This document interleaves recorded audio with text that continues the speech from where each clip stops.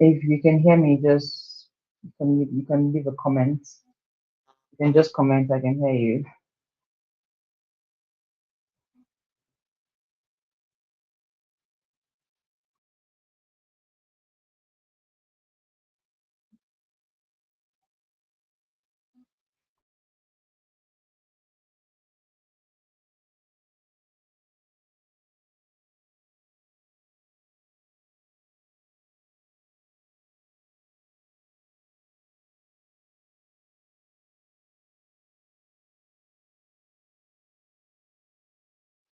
Okay, so I am audible.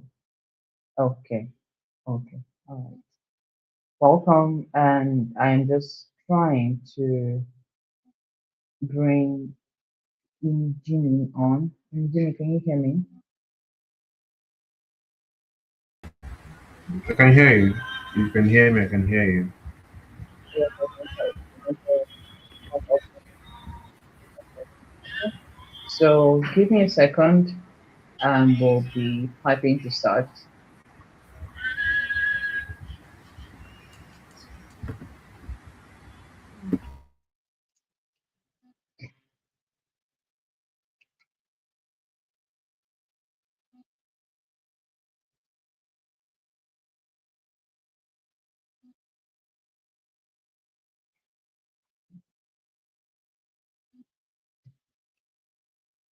Okay,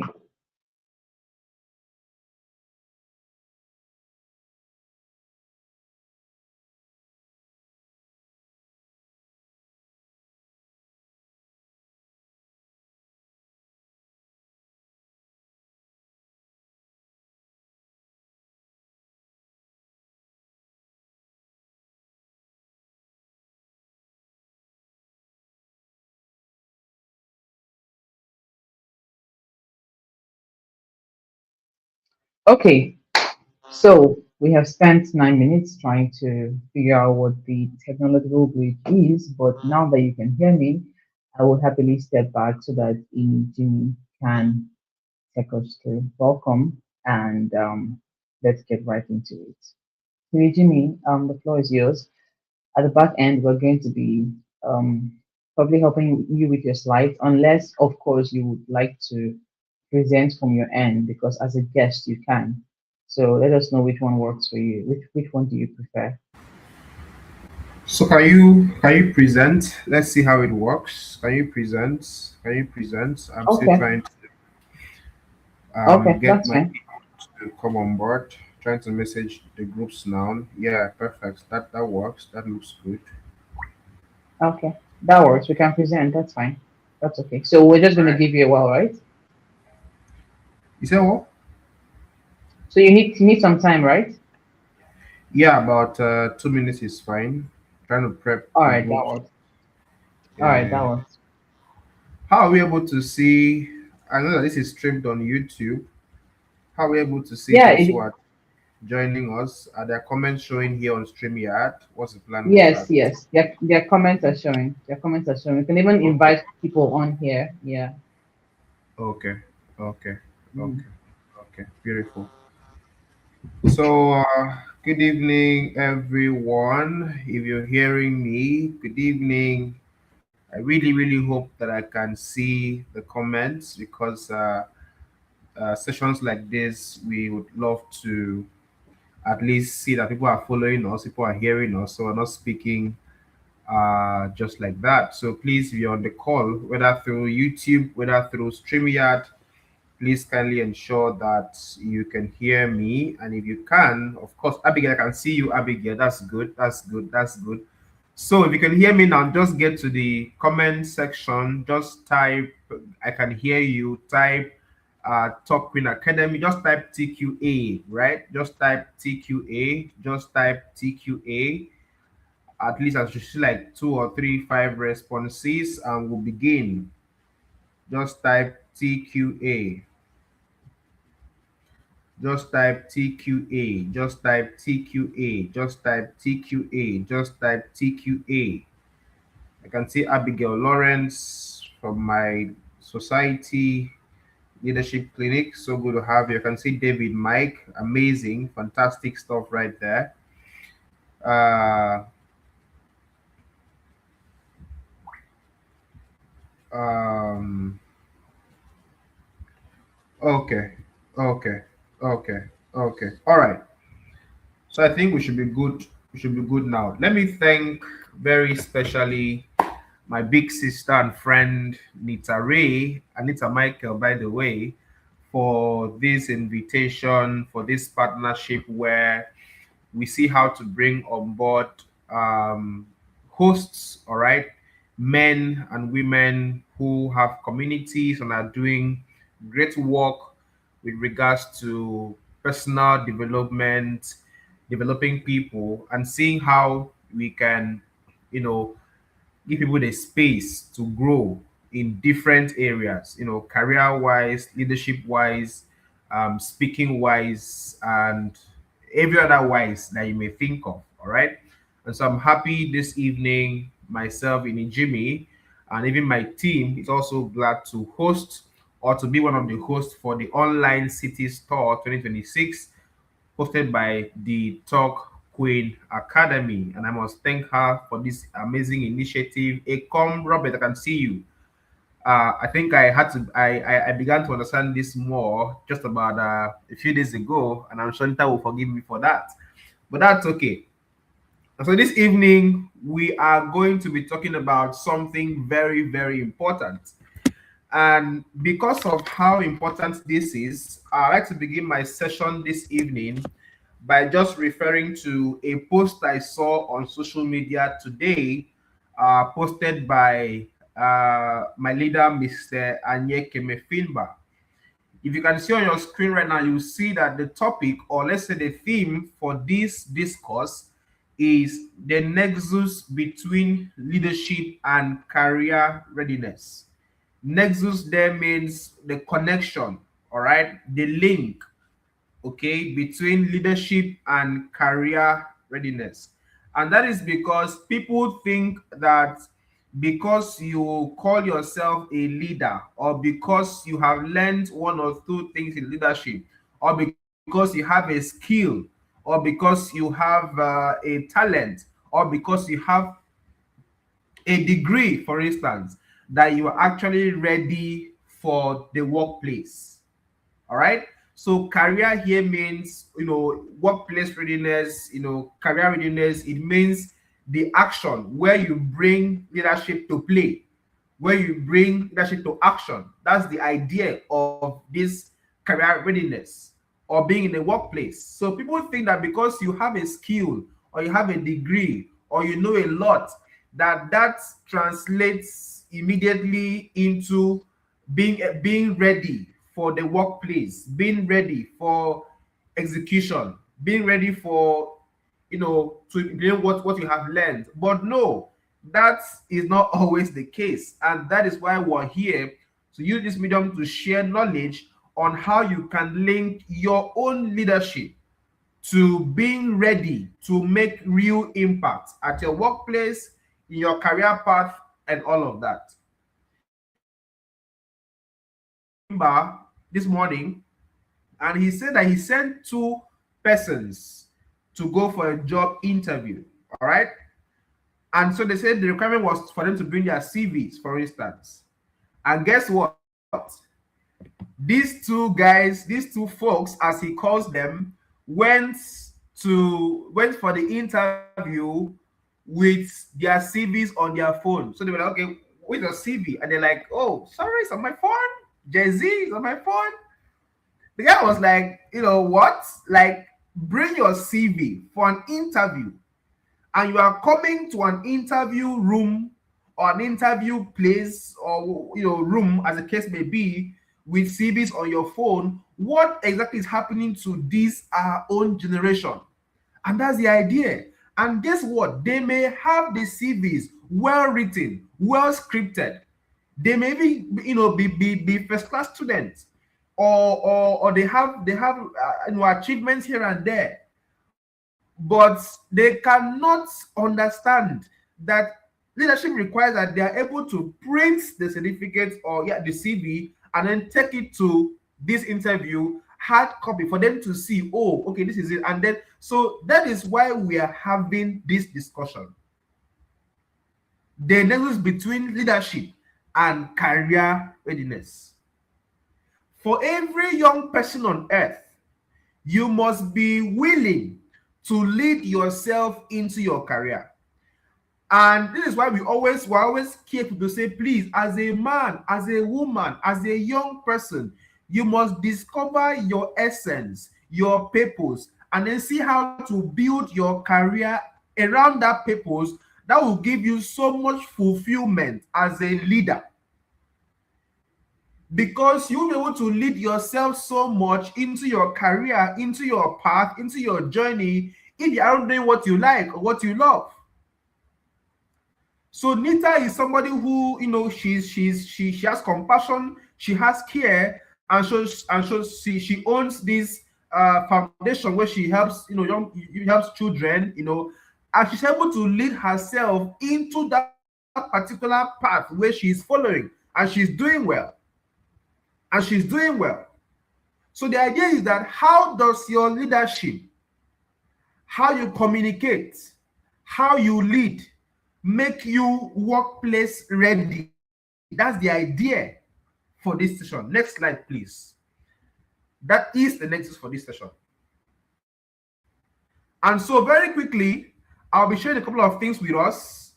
The first thing I want to ask yourself is, let's say you have a degree or you have a skill. Are you actually ready, determined to put that your skill, to put that your degree into real work that makes you valuable in the workplace? If somebody comes to you and say, oh, Abigail, oh, Ifyok, oh, David, you have this skill, you have this degree, you have this talent, you have this passion. Have you led yourself enough to seize an opportunity and make real impact there? So 3 points, or let's say first point for now. Your degree or your qualification or your talent or your skill can get you attention.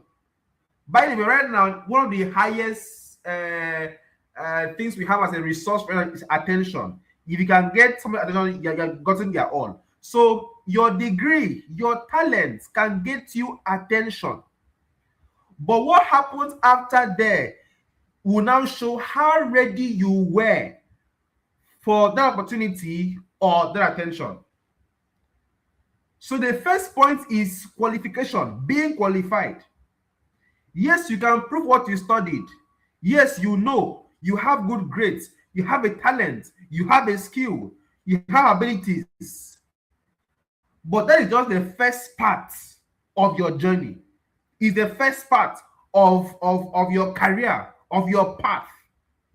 Okay? So once you leave there, the second thing you ask me, are you actually ready to apply what you know and then communicate it in a way that shows value, that produces results, that yields impact, that solves problems? Second point. Yes, you are qualified. That's okay. That's good. But now, can you apply the things you know? Have you led yourself well to a point where you can apply what you know? You can become valuable in the workplace, in society, in your family, in your church, in your community, in your school. That's the idea. The third point now is being trusted. Because once you qualify, let's say you go for an interview now. The first thing is that, okay, they have checked your papers. Okay, you qualify. Number one. Number two, they will now ask you, how do you intend to help this company? Which will assess your readiness for the workplace, for instance. And then third, they will have to be sure that they can trust you with this responsibility. And that will depend on how you are able to communicate your value, what you can offer to them, for instance.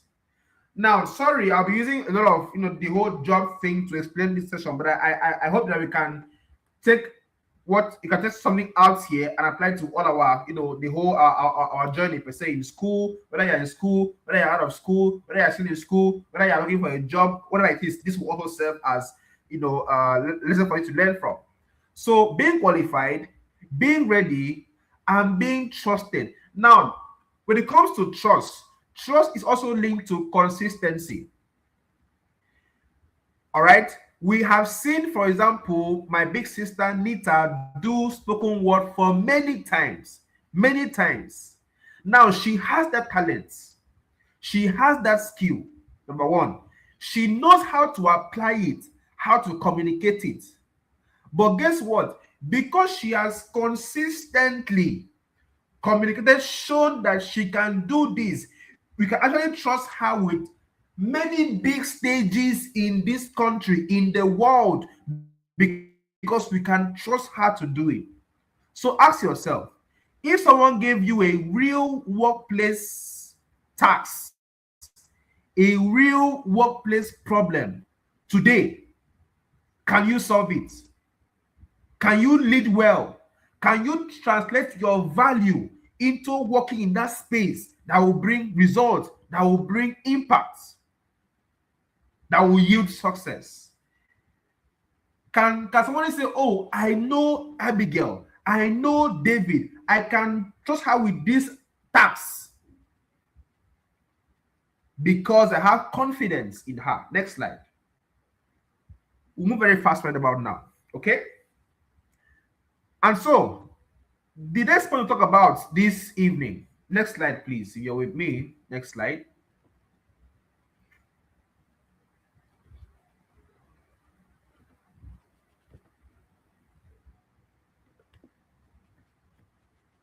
Now, career readiness is more important than employability. So it goes to show how you're able to create value, work with people, communicate clearly, and keep growing. Because when you go to a workplace, for instance, or you're in your church, or you're on a team of any caliber, what they want to see is how you are able to create value from what you know. Number one. Number two, how you are able to collaborate with people, work within a team, work with a man, work with a woman, work with somebody from Abuja, somebody from Ebonyi, work with all kinds of people, all races, all culture. That is how you're able to be career ready or workplace ready. Number three, if you can communicate clearly what is to be done, how is to be done, when is to be done. And fourth, if you have a learning mindset, a growth mindset, please note today that anybody, any man who wants to be career ready, who wants to succeed in the workplace. Now, workplace can mean your normal workplace, it can mean your church, it can mean your school, it can mean your team, it can be your business. You must be willing to grow every day. You must have a learning mindset, a growth mindset. You must be a lifelong learner. Don't say that if you stop reading or stop learning, you die that day. So you must you can't die. You must keep learning. You must keep learning. So first is self-leadership. Of course, you know that the greatest kind of leadership is self-leadership. You cannot lead anybody else. You can't lead any team at all if you haven't led yourself well and excellently. Number two, communication. One skill that you must learn today to become workplace ready is how to communicate. You cannot become great in any workplace. You cannot become great in any career of your choice, anyone at all, without being able to communicate clearly. You must know how to communicate. You must learn it. It is the key to greatness. It is the key to success, to promotion. That when you start up to speak, when you give an idea, they will say, who is this person? Oh, he has listened and he's able to put his thoughts or her thoughts together and then present it and they say, oh, she's good, she's great. So you must learn how to communicate. Number three, collaboration. This is the new competition.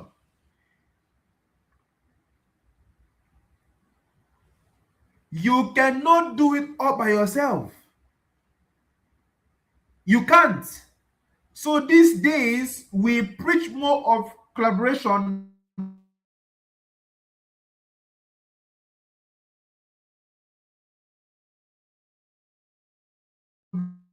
than the A, Mrs. B. It's very important. The fourth thing is problem solving. Very sad that my generation, including no, not me, can't be me. My generation, most of us, we're used to one soft life. Okay, soft life. One soft life. We have lost our curiosity for problem solving. We have lost that ability to want to think critically. Practical thinking. All right. Oh, this is an issue. How can we solve it? You cannot become great at any workplace if you keep going away from problems. Run away every time, run away every time, run away. No, you can't do that. So you must be ready. You must love problems. That's the idea. You must love problems. You must love challenges. You must love, because the way to greatness is challenges. I'll tell you now and then. The way to greatness, the way to become valuable is to solve a problem. You must know a problem and then solve a problem. You must have initiatives. You must have initiatives. At my place of work, I work in the hospital, by the way. And so there's a payment slip they give to patients when they come to do for tests, when they come for tests. Now, when they come for tests, because of what kind of tests I do, I have to ask for their age, okay? To now, type it in the system, and then they now continue with the test. Guess what? I now said to the people, I said, okay, why don't we, as they are coming to the hospital directly, when they meet the guest on the first desk, from that point in time, they can ask all their details, including the age, and the age can be added to the slip that they will bring to us to do a test for this patient. So when they come, we don't have to ask them for their age again. We can sit on the slip and just type it in. Initiative, problem solving. So to become great in the workplace, to be ready, you must have the mindset that there will always be problems and you must be the one to solve them.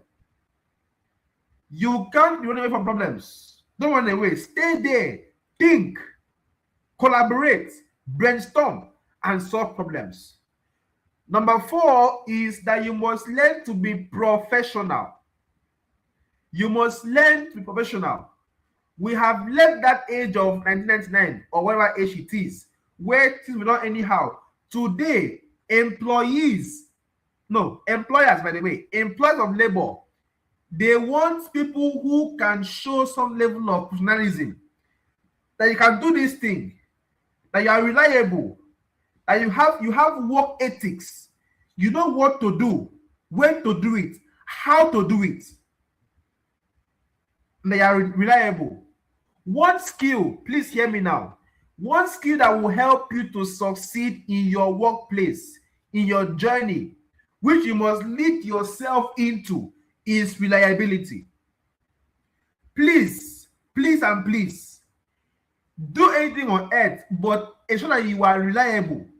That when they say, in Jimmy, I want this work done, that they can trust. They can go and say, oh, this one will be done because they gave the task to.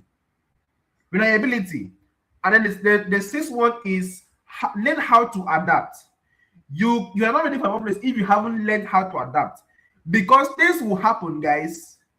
In the real world, things will happen. Your skill, for example, now Nita is a spoken word poet, for instance, and then they were like, okay, Nita, you will speak by 12 noon, for this event. Nita comes, and then by 12, she's not called, okay, to speak or to give her spoken word poetry, or or to speak, or yeah, to speak, right?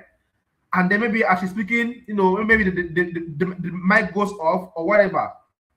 You must learn how to adapt to situations, challenges. You must learn agility.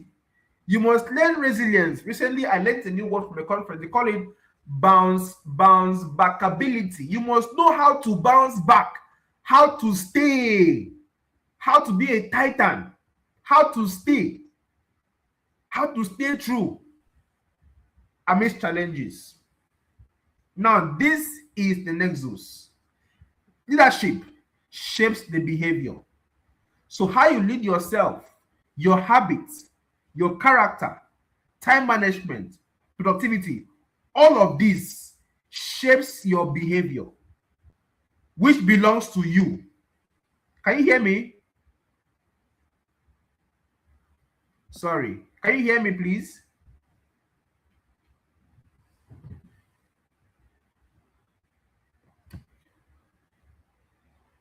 Ooh.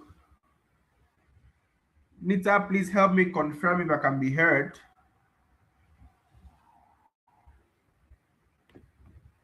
See that we can still hear our speaker. Can we hear him? Can Nijim, you are you hear there? me? I'm with you. I'm with you. Yeah, we can hear you. Yeah, we can hear you now. We lost you for a bit, but we can hear you now. Yeah. Go ahead. Okay. So leadership shapes your behaviors. Now, communication is what makes your behaviors visible. And note, this can be verbal or non-verbal. So I might have learned all I have learned over the years. I might read books, but if the books I have read do not reflect in my lifestyle, in how I speak, in how I dress, in how I meet people, in how I speak, then I am still far from workplace readiness. So you will read books, you will learn, and that's good. But you must be able to make them visible through communication, be it verbal or non-verbal. Very important. Very important. How you communicate, how you address people, how you dress, how you speak, how you know, network is what will show that yes, you have led yourself and it's now showing. And then career will now turn this your values, this your character into real value for the workplace or for your career. Next slide, please.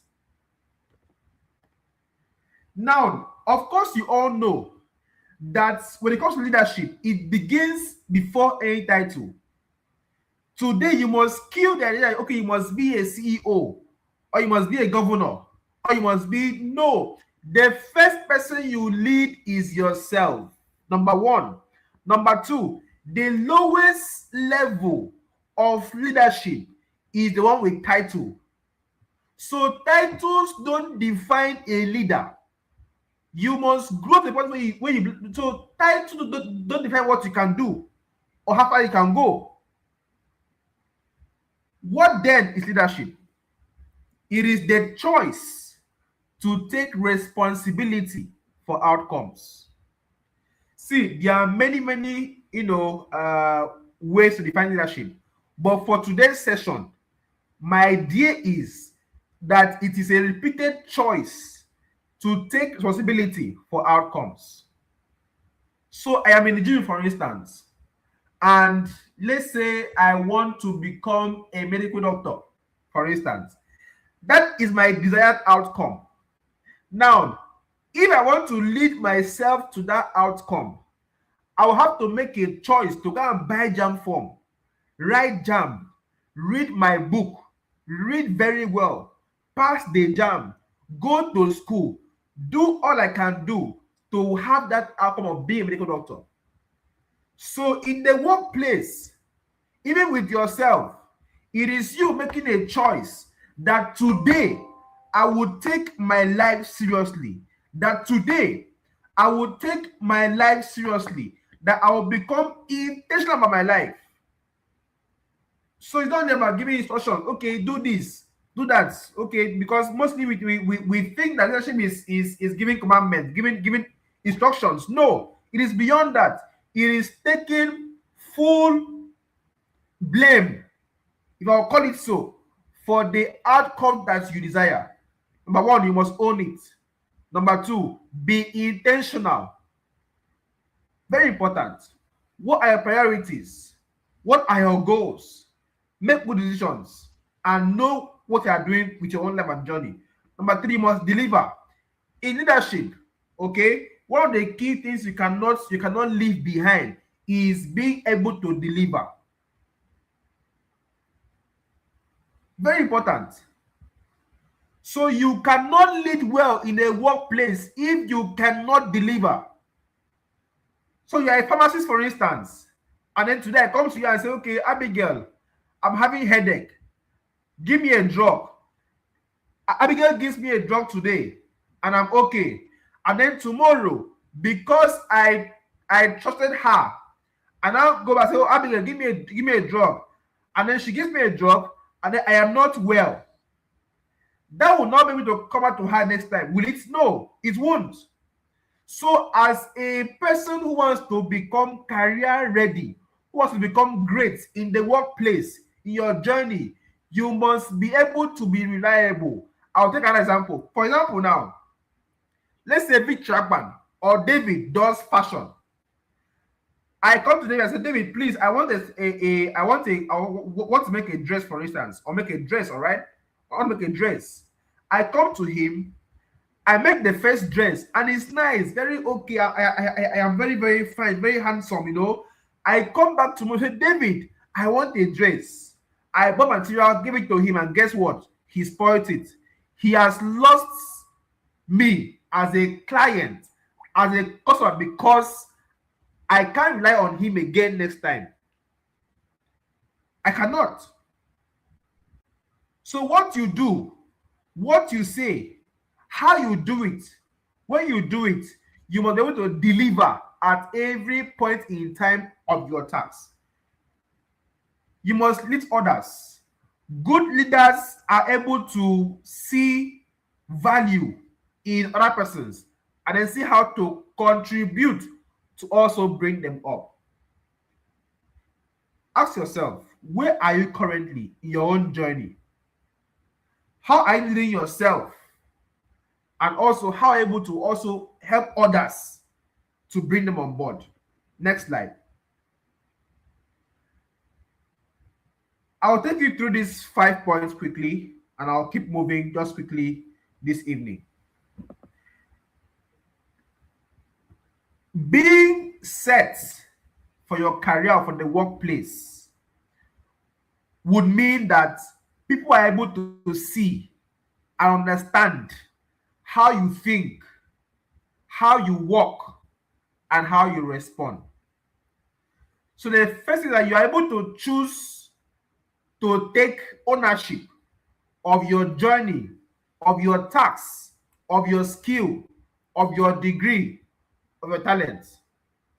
Number two, that you can communicate effectively what you intend to achieve. Let me share this, by the way.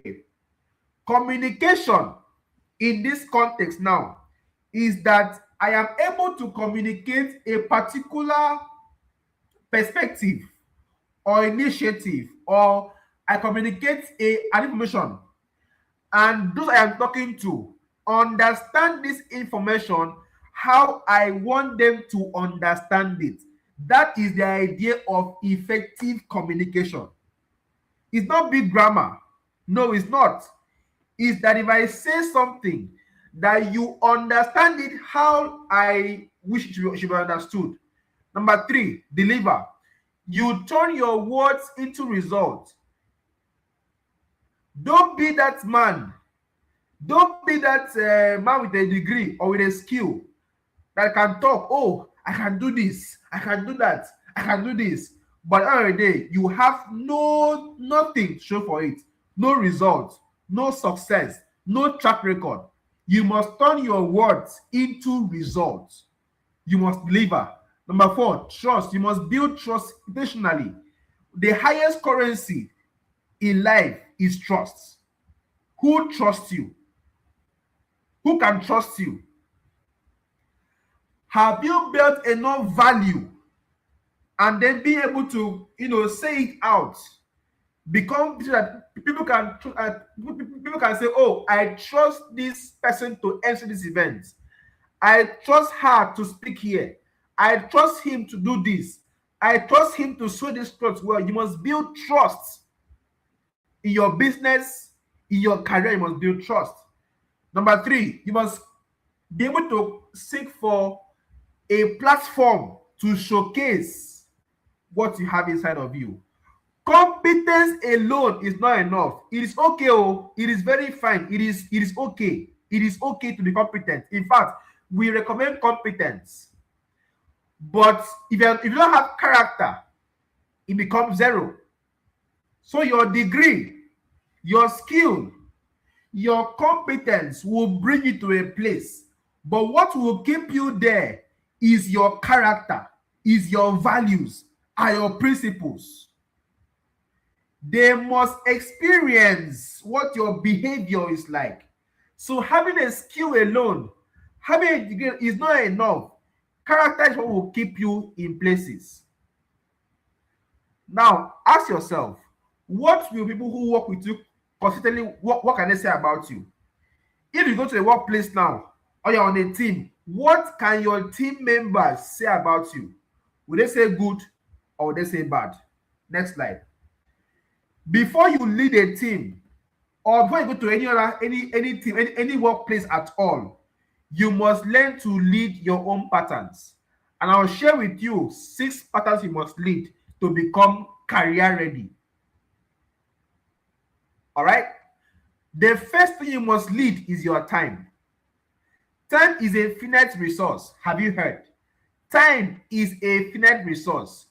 The only thing in life that everybody in this world has equal is time. Governors, doctors, Uforo, David Mike, Jefta, Victory, Pastor Minor, President Tinubu, everybody in life has the same 24 hours. But why does person A, person B seem to achieve more than others? Is because of what they use their time for. So you must learn time management.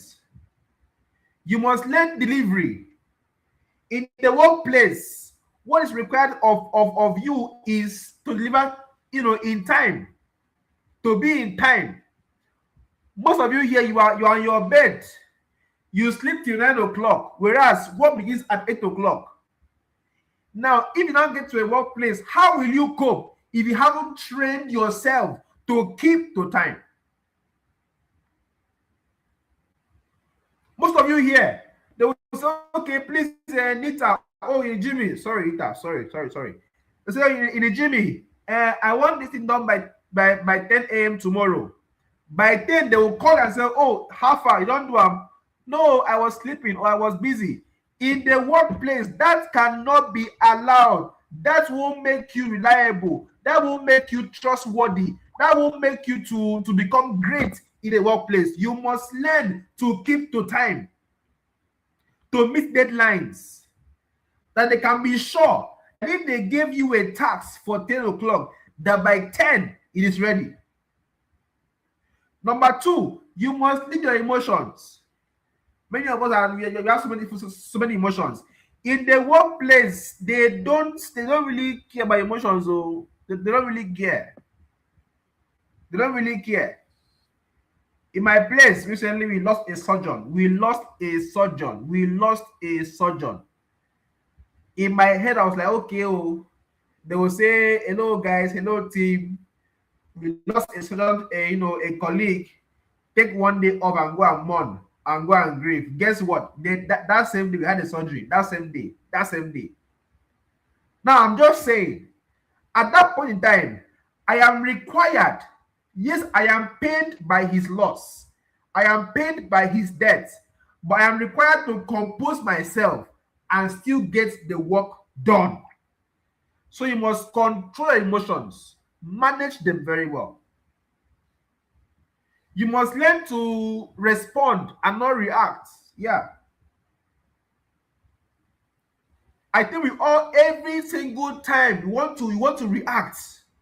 You want to react. You want to react. You were in the workplace, somebody passed, maybe just did you a little bit of shade. Why you shake me? Why did you? No. You learn to respond first and not react. So you must learn to master, regulate your emotions in the workplace. You can't stay long in your journey, in your career, if you haven't mastered your emotions. Number three, you must maintain standards. You must lead yourself enough that even when nobody is looking at you, that you are doing the right thing. I will share a bit of this. Please, guys, the Gen Zs, for instance, my own kind of age, we are not having so much of luck in the workplace. Do you know why? Because they feel that we always reduce our, because we don't want stress. I don't like stress. So I don't like stress. I want my time. I want to press phone. If you must become workplace ready, you must learn in your mind. You must train yourself. You must lead yourself to produce good work, to produce excellent work at any point in time, whether somebody sees you or not. This is how you become workplace ready. Not because okay, your MD is not there today. You can't be doing that. You can't be doing that. You can't be doing that. So you must maintain standard. You must learn excellence at every point in time. Whether the MD is there or not, whether your boss is there or not, that you deliver 100%. That is what makes you workplace ready.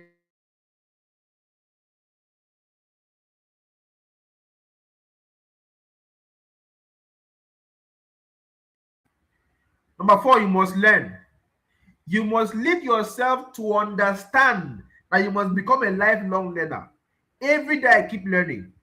Every day I keep learning. Every day I keep learning.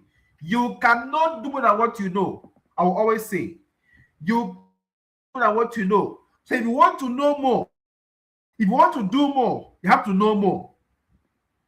You cannot do more than what you know. If you want to know more, I'll say it again. If you want to do more, you have to know more. So you must keep learning. Learn more things. There's AI right now. People say that AI would take people's jobs. No, AI would take the just of those who cannot use AI. So if you are having fear that AI will take your job, no, go and learn AI and let AI help you do your job, a little bit more easier or faster as the case may be. So learning, seek feedback, seek to learn, seek feedback. Don't be defensive. Yes, I can do it. Oh, I know it. Hey, I was taught this in secondary school. I learned this. I was taught this. I read a book. No, be open to learning. Number five, you must take initiative. In the workplace, let me tell you guys, you must notice problems, but become emergencies. I work in a hospital, for instance, and most times I would perform a test on somebody. Now, because I have led myself to a point where I can take initiatives, there is how I will see a patient's results. Okay, I will say, oh, I will just check the results. I will say, oh, this result is not too good. Guess what? Instead of allowing that patient to just go around in the normal way, I will have to fast track for him or her to see a doctor because I think that issue is urgent, is emergent. Workplace readiness. You must take initiatives. The sixth stuff you must do is you must become resilient. Life will test you. Hey, you see, life will test you. Life will test you. You'll be tired. Sometimes, as an entry level employee or as somebody who just started on your skill, your business, life will test you. You won't have capital, you won't have money, your salary will finish. But guess what? You must stay strong. You must be resilient. You must be agile. Salary will finish before month's end. You will say, "Oh, what will I eat? Oh, what will I eat? Oh, what will I eat? Oh." But guess what? That doesn't matter one bit for your boss. You must stay. You must learn how to stay strong in your business, in your skill, in your workplace. Salary will finish, money will finish, you won't have food. By the way, like I said, I do 9 to 5. Sometimes, sincerely, I wake up, I am tired. I don't want to go work. I am tired. But guess what? I have to stand up and go to work. I have to go to work. So pick one pattern you want to lead yourself in and keep going. Next slide. Hope I have time. Next slide.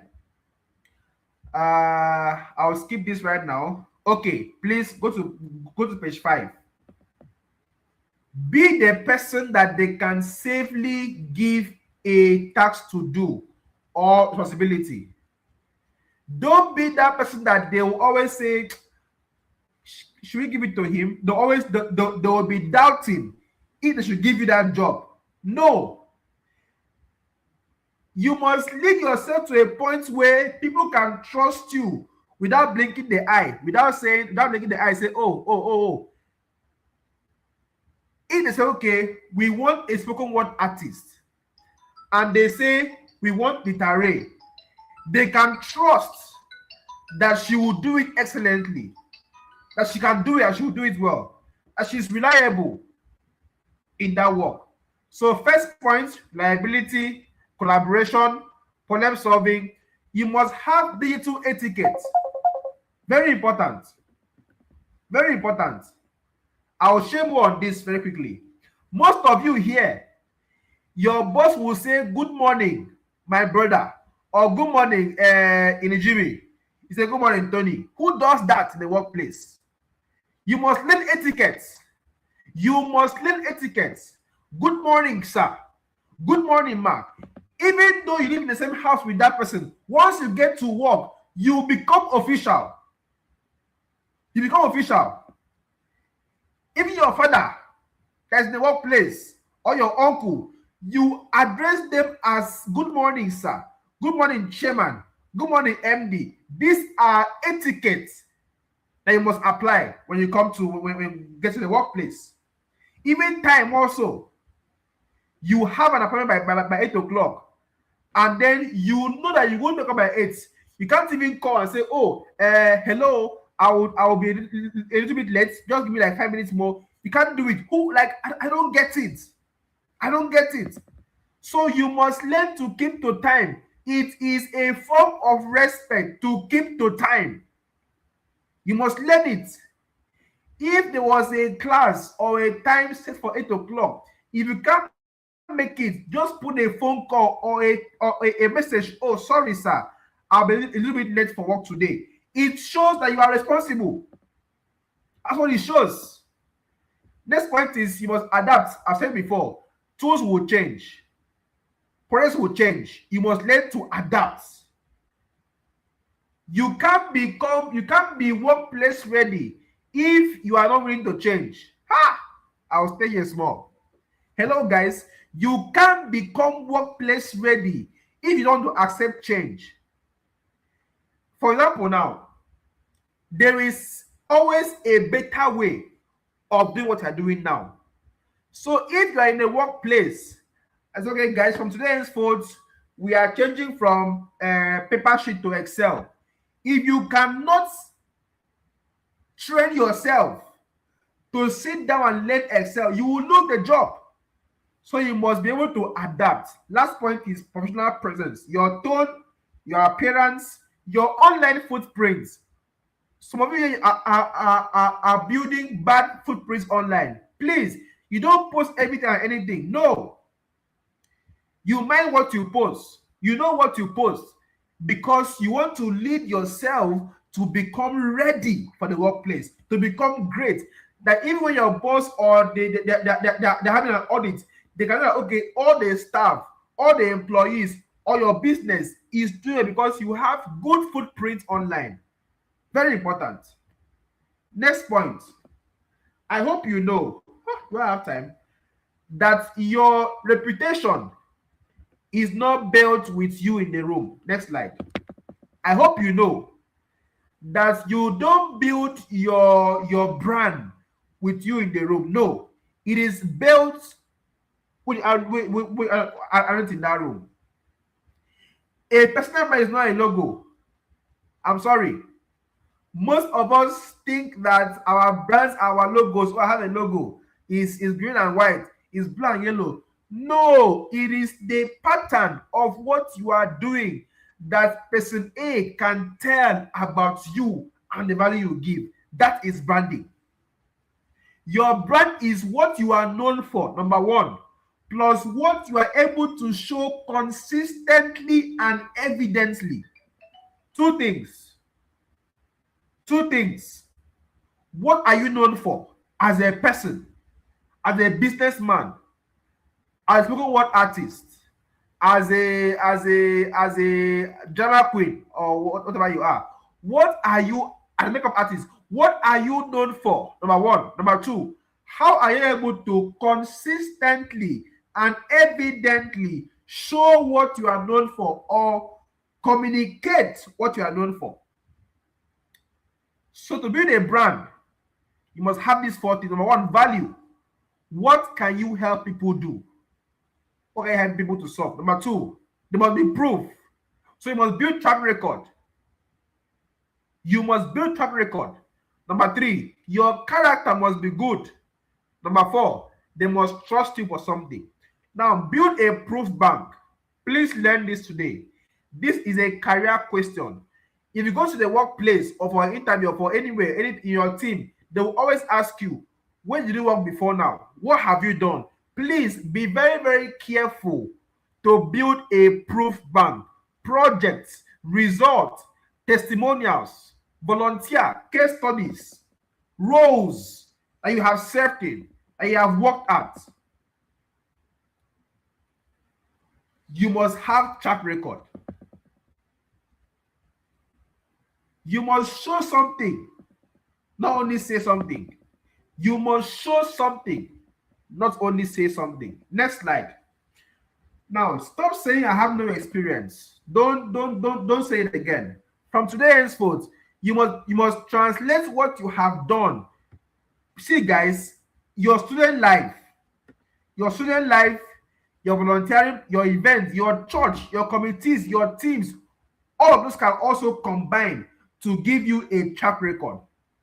So don't say, oh, I don't have work experience. No, your group projects, your school projects, your business, your volunteering experience, your events, what you have done so far can come together. Next slide, please, and then produce what we call a track record for you.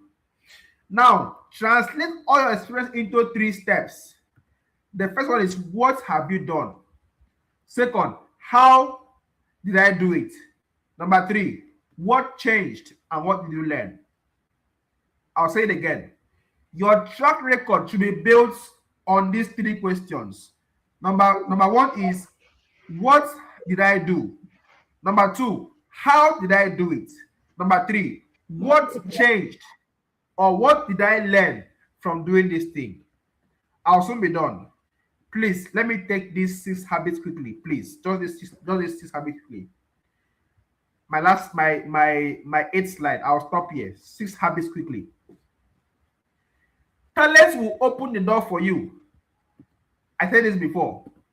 But behavior decides where you are going to and decides who will keep opening the door for you. I'll say it again. Talent opens the door for you, but your behavior, your character will decide if they will keep opening that same door for you. Now, these are 6 habits that makes people who have talents feel as if they are unready. So, if you can surmount these six habits, you become ready for the workplace. Number one, waiting. You are on this call and you are praying for the right time. You are waiting for the right time. Do not wait. This class came to tell you. This class came to make you to wake up. Stop waiting. Begin to create useful visibility. Begin to create value for yourself. Do not wait, because you have to bring yourself closer, make yourself visible. Hello, if you don't tell people here I am, they won't say there you are. If you don't tell people here I am, they won't say there you are. So you must stop waiting. You must come out. Number two, entitlement. Our Gen Z, we are too entitled most times. We expect that, okay, we'll have a job because you have a degree, and because you have a skill, they'll call you for an event or something. No, do not be too entitled. Run after opportunities. Run for them. Run. Don't go and sit down. Okay, let me wait. I have a skill now. I have a degree. I can sing very well. I can sew very well. Don't go and wait. No, you must not wait and be expecting opportunities. Run, go, pursue, press for opportunities. Press for it. Number three, don't overpromise. It is better to underpromise and overdeliver than overpromise and underdeliver. I'll say it again. It is better to underpromise and overdeliver than overpromise and underdeliver. Do not say yes quickly when you know your heart of heart and you can't do it. No, don't do that, because you will spoil your brand. So for everything you do, don't overpromise, but deliver very well. Number four is poor follow through. Poor follow through. You must keep following through your skills, talents. Don't just do because, okay, I've done once, not leave it. No, you must be consistent in following through all you have to do. Your skill, doing more, see how to make it seem better. Number fifth habit is defensiveness.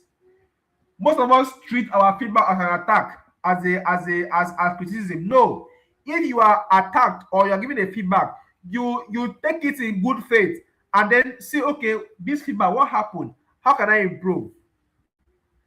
The sixth habit is invisibility. Doing good work. You are doing good stuff. You have a good voice. You have a good skill. You have a degree, but nobody knows that you have all these things. In today's age, you must learn to document your own journey. That will form a track record, a portfolio for you.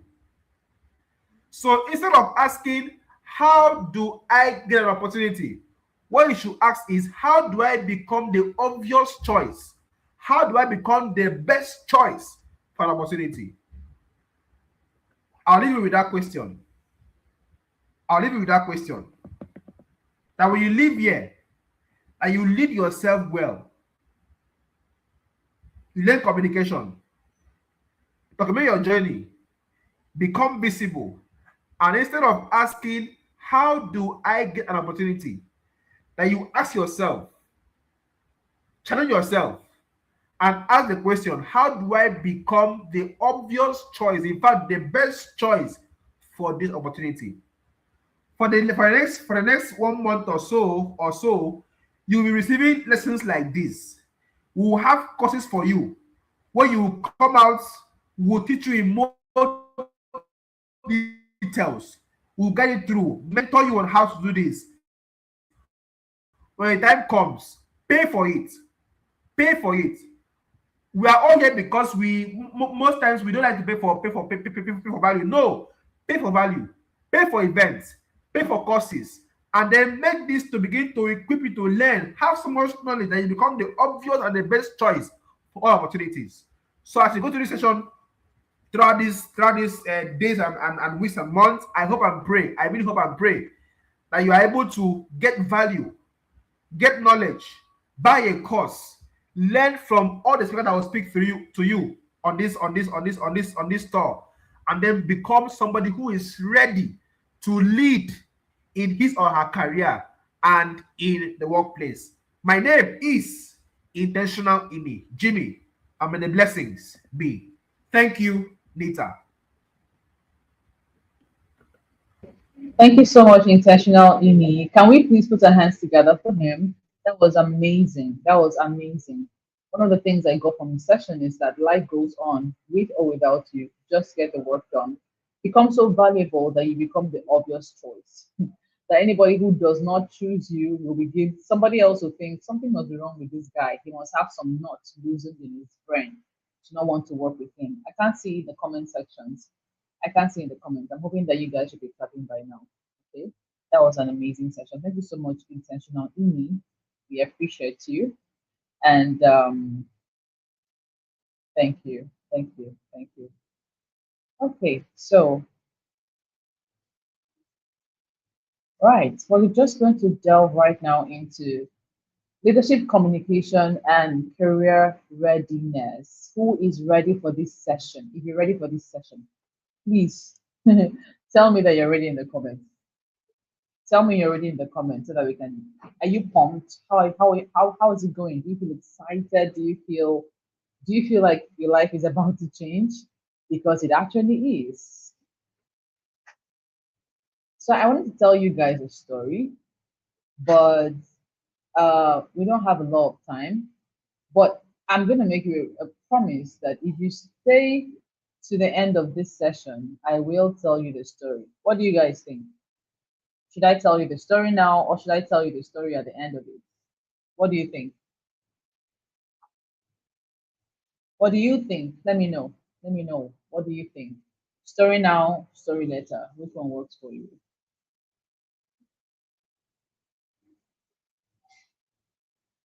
Nobody's saying anything.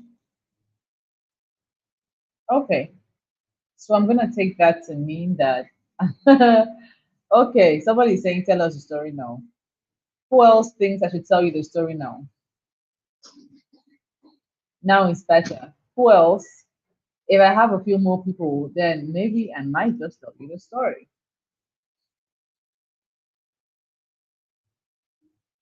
Okay. Story later. Oh, okay.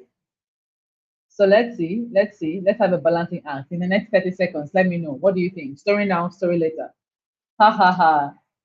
Okay. So I think that those in favor of the story being told now are outnumbering those who are saying later. Okay. So confirm that you can hear me and I'll start the story. Can we hear me?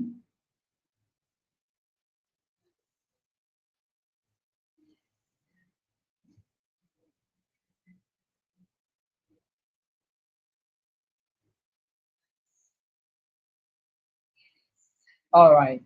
Amazing. Awesome. Well done. Well done. Well done. Well done. Okay. So here goes. I want to tell you about a Nigerian woman. You can confirm that you can still hear me, okay? So I want to tell you about a Nigerian woman. Mhm. At one point in her career, she had a good corporate job. She had a great corporate job, actually. In fact, she was not unemployed. She was not sitting at home waiting for somebody to discover her. She had built a very serious career in human resources. In fact, she had reason to become the head of human resources and administration at, guess where? ExxonMobil. This is a true life story, by the way. Yeah, this is a true life story. Then, around the age of 40, she decided, I want to go into TV. I want to go into television. But there was just one small problem. She had no television experience. She had no broadcasting career. She had no long history as a TV presenter. She had no evidence that the industry even owed her a chance. And you can imagine what that sounds like in Nigeria. I mean, you have a successful corporate career, and then suddenly you start telling people that, oh, I want to start a Pan African talk show. Some people thought she was having a midlife crisis. Can you imagine that? Imagine rising through the ranks at ExxonMobil, one of the most prestigious companies to work in as an African, right? Do we all agree? I mean, ExxonMobil is actually prestigious. People are dying to get in there. And then this lady has it, and then she's saying, I want to do something else. So people thought she's having a midlife crisis. But this is the part I want you to hear. She did not say, I'm passionate, somebody should give me a platform. No, she prepared, she developed a concept, then she approached DSTV, but they did not say yes. In fact, she had to create about five pilots and they were all rejected. Imagine that: pilot one, no. Pilot two, no. Pilot three, still no. If it were you, at what point would you have changed your WhatsApp status to, ah, God help me, or what God doesn't do does not exist, and then you now disappear and then you just abandon the project quietly?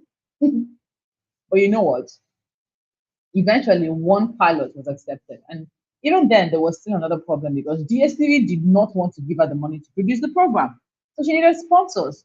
So the woman who wanted to become a TV host also had to go and become somebody who could pitch, negotiate, communicate her value, raise money, understand business, and convince other people to believe in the idea.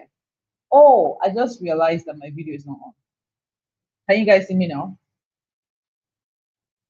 Can you see me now? Okay, awesome. So she had to learn all these skills: pitching, negotiation, communicating your value, raising money, understanding business, convincing other people to believe in the idea. Mind you, she had not done this before, right?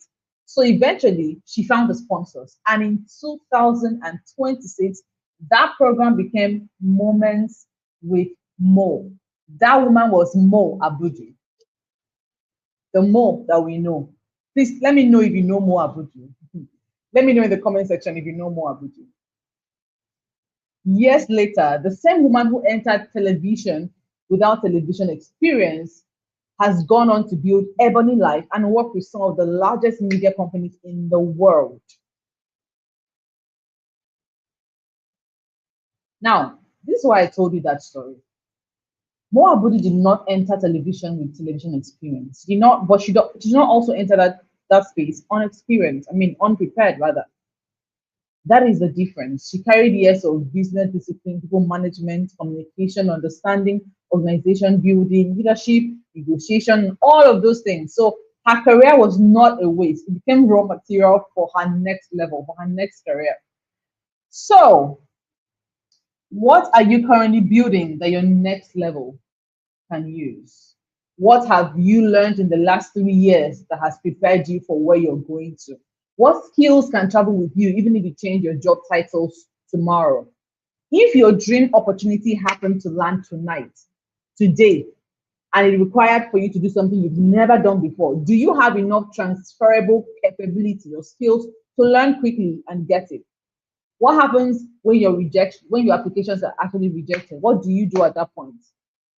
Are you building a career or are you merely acquiring just titles?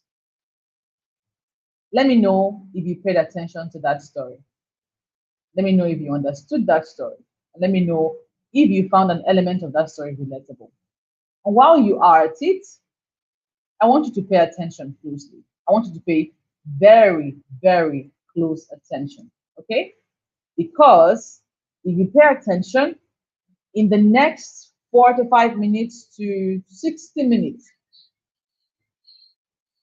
I am going to help you determine whether your confidence, your communication, your employability, and all the things you say you know, I'm going to help you determine this night whether you can actually carry the level of leadership and opportunity that you say you want or not.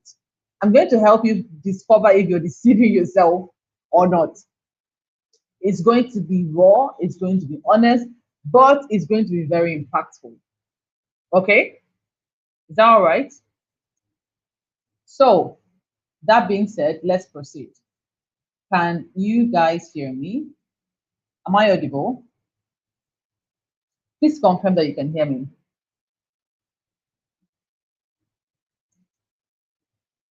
Can you hear me?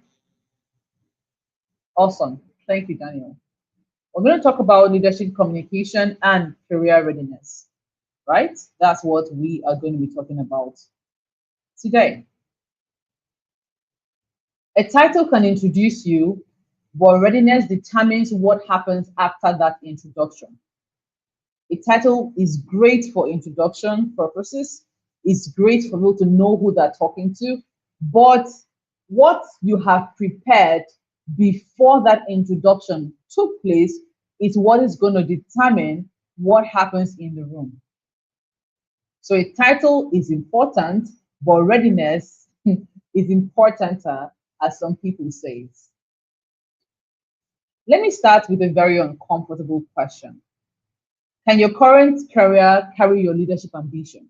Because everybody wants to be a leader in some way, in some form, right? I'm not asking if you're passionate. I'm not even asking if people call you a leader. I'm not even asking if you've attended leadership, conferences. That's not what I'm asking. I'm not asking about all of that. I'm asking if the current version of you right now can carry that ambition that you have as a leader. Okay, so if I'm asking if the opportunity that matches the level you say you want happen to appear today, would your current version be able to handle it? Yes or no? Tell me in the comment section. Yes or no? It's a very simple one. It's either yes or it's a no. It's that simple. There's no in between. I'm waiting for you in the comment section. If the opportunity you're actually praying for appeared today, would you be ready for it? I'm waiting for the comments. I'm waiting for the comments. Would you be ready for it?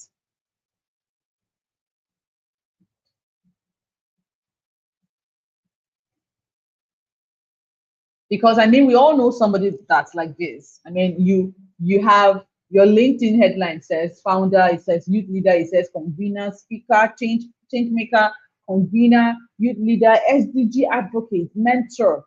That is impressive. That is very impressive. And then somebody asks you, so what exactly is it that you do? What do you even do? And then suddenly the answer becomes, well, basically, I am very passionate about empowering young people, making impact through various initiatives. And 5 minutes later, we still don't know what you do. Titles are useful, but titles are not positioning. They're not. So imagine that you get these messages tonight. Imagine that somebody says, send me your professional bio. I want you to answer me. I really want to see the comment section. If somebody asks you tonight, send me your professional bio, would it be ready or would it be rushed? What would it be? Would it be ready or would it be rushed?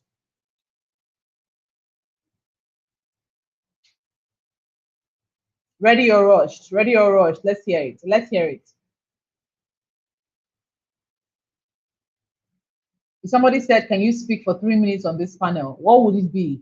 Would it be ready? Or would it be rushed? Would you be trying to hurry up and put something together?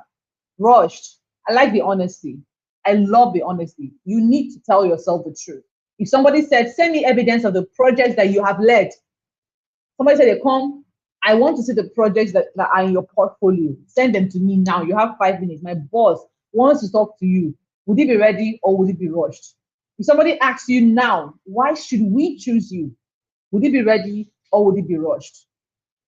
Somebody says, send me your CV before midnight. Would it be ready or would it be rushed? What part of your leadership identity would opportunity expose first? What part of your leadership identity would opportunity expose first? Because the truth is, that opportunity you're praying for is called a spotlight for a reason. You know what happens when something has a spotlight on it?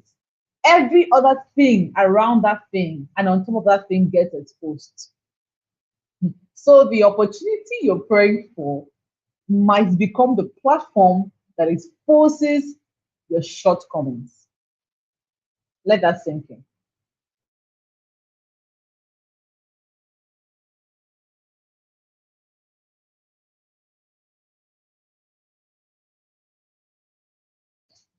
So, in the next 45 minutes, I want you to move from ambition to direction. Sincerely, I want you to transition from potential to capability, from quiet to articulate, from having claims to actually having evidence, right? From being invisible to being positioned, from being nervous to being practiced, from being interested. You need to stop saying, oh, I'm interested, to actually being ready. That prayer you've been praying for, in a video a while ago, I said, many of you do not deserve the prayers you are asking God to answer. You don't deserve it because you're not ready. What happens when God brings the prayers to fruition, and then people turn around and look at the mess that you have had? You need to leave this place today knowing exactly where your professional readiness is leaking. Because many people here have professional readiness, but it's like a basket. It's leaking. It's incomplete. Absolutely incomplete. Okay? So this is for you. If people see leadership potential in you, every time they look at you, they're like, oh my God, you have so much potential. This is for you. This is also for you if you are ambitious, but you're not sure whether your professional profile actually reflects it. This is for you. This is your soul. If you can relate to what I'm saying, this is for you if you're struggling to talk about yourself confidently. This is for you. If your competence is stronger than your communication, this is for you. If you attend programs, but you have weak evidence in your applications, this is still for you. If you know you should be more invisible, but for some reason you can't find yourself being out there in the spaces that matter, this is for you. And if you want your professional life to catch up with your ambition, this is for you. This is not for you if you are looking for another Believe in Yourself masterclass. No, this is not for you. You can take the next 30 seconds and exit the call. Definitely not for you. Just leave it be. Leave it be. Okay? This is not for you because confidence without competence is dangerous. Imagine a medical student who's gone to medical school, but for some reason has not learned how to do, um, let's say, what procedure now? What procedure now? Or what is coming to my head is not something I want to say. Let's say a simple appendix removal, right? Let's say that. I mean, I know it's not simple, but if you go to medical school and you go through the process, you're supposed to know how to do that, right? So let's say that that person goes there and they don't pay attention, they don't actually learn, but they're very confident and braggadocious. They are very, very, very confident. And then they lay hands on your sister who has appendicitis. Do you know what will happen? You know what will happen, right? That's because confidence without competence is very dangerous. This is not for you if you're looking for titles without capacity. This is not for you if you like titles, no substance, right? This is not for you if you like to learn. You attend all, you see, many young people are very busy. You attend all the master classes, all the boot camps, all the seminars, all the workshops, everything you attend. You are always finding yourselves attending one program after the other. I don't have a problem with you attending programs, but what I do have a problem with is that your book is full. Your book is literally full to the brim, but you have not practiced one thing in that book. You haven't mastered one technique. So if you're already everything that your bio says you are, that's wonderful. But can you actually prove it? Can you prove it? Can you prove it when the need arises for you to prove it? Because the World Economic Forum reports that 61% of surveyed employers consider leadership and social influence a core workforce skill. 61%. 61. Do you know what 100 minus 61 is? 100 minus 61 is literally 39. If I'm wrong, correct me. 100 minus 61, what is it? Let me see it in the comment section. What is it? 100 minus 61. I think it's 39, right? And so if more than half of surveyed employers are saying that leadership and social influence is a core workplace skill, then what does that tell you? 50% of them identify empathy and active listening as core skills, right? Leadership is not only position, it is increasingly becoming capability, the ability to get things done, when they need to get done. Because let's face the reality, the skills clock is ticking, and it's ticking very fast. It's ticking very fast. It's not waiting for you. It's not waiting for you to become the person that you always wanted to be. As nice as that sounds, as emotional as that sounds, as great as that sounds, I'm sorry, but it's not waiting for you. It's not. It's not waiting for you. By 2030, please let me know you can see my screen. Thank you. 39. Can you see my screen? We have a lot to cover, so I'm literally running right now. We spent a lot of time. Can you see my screen? Confirm you can see my screen. Thank you. Can you see my screen?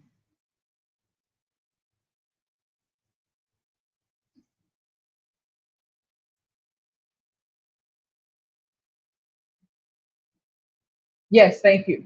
By 2030, guess what? 39% of workers' existing skills, like everything you know about the workplace right now, even the ones you don't know, 39% of it is expected to change and become outdated. That means that thing that you went to that webinar to go and learn, and for some of you who actually practice, you're doing it in your workplace. By 2030, 2030 is not up to 4 years from now. Abi, Shebi, is it not? It's not up to 4 years from now. That's 3 point something years from now, because 2026 is already over, and 30 minus 6 is 30 minus 24 rather. It's 3 point something. 30 minus 26 point something. So this is August. So if you say 30 minus 26.8, that's going to give you barely 3.2. In the next 3.2 years, what it means is that the skills you know will become outdated. 39% of the workers' skills you know will become obsolete. 63% of surveyed employer skills gaps are already a major barrier to business transformation, and employers are complaining about it. So what this means for you on this call is that your ambition can stay the same. The skills required to achieve that ambition may not stay the same. And guess what? Nigeria is not exempt from this. It's not. It's not.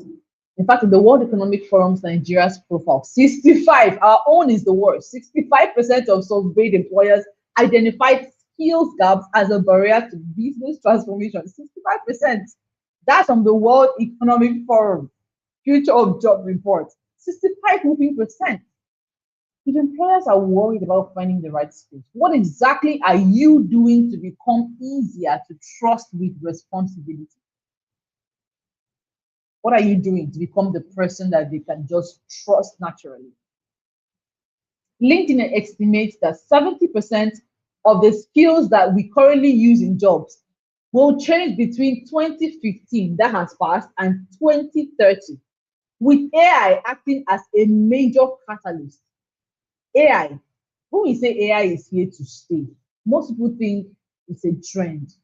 The thing about trend is that they buzz and then they pass, they fade, right? Trends are short-term patterns that fade after a while. But this is not a trend. AI is not a trend. AI is a first generational disruptor. That's what is happening. You have to accept it, and then you have to align yourself with the AI practices that are needed in the future of workplaces globally. That's what a smart, forward-thinking person would do. But if you're somebody who your village people are constantly chasing after you, then you will tell yourself that it will fade, and then AI cannot replace me.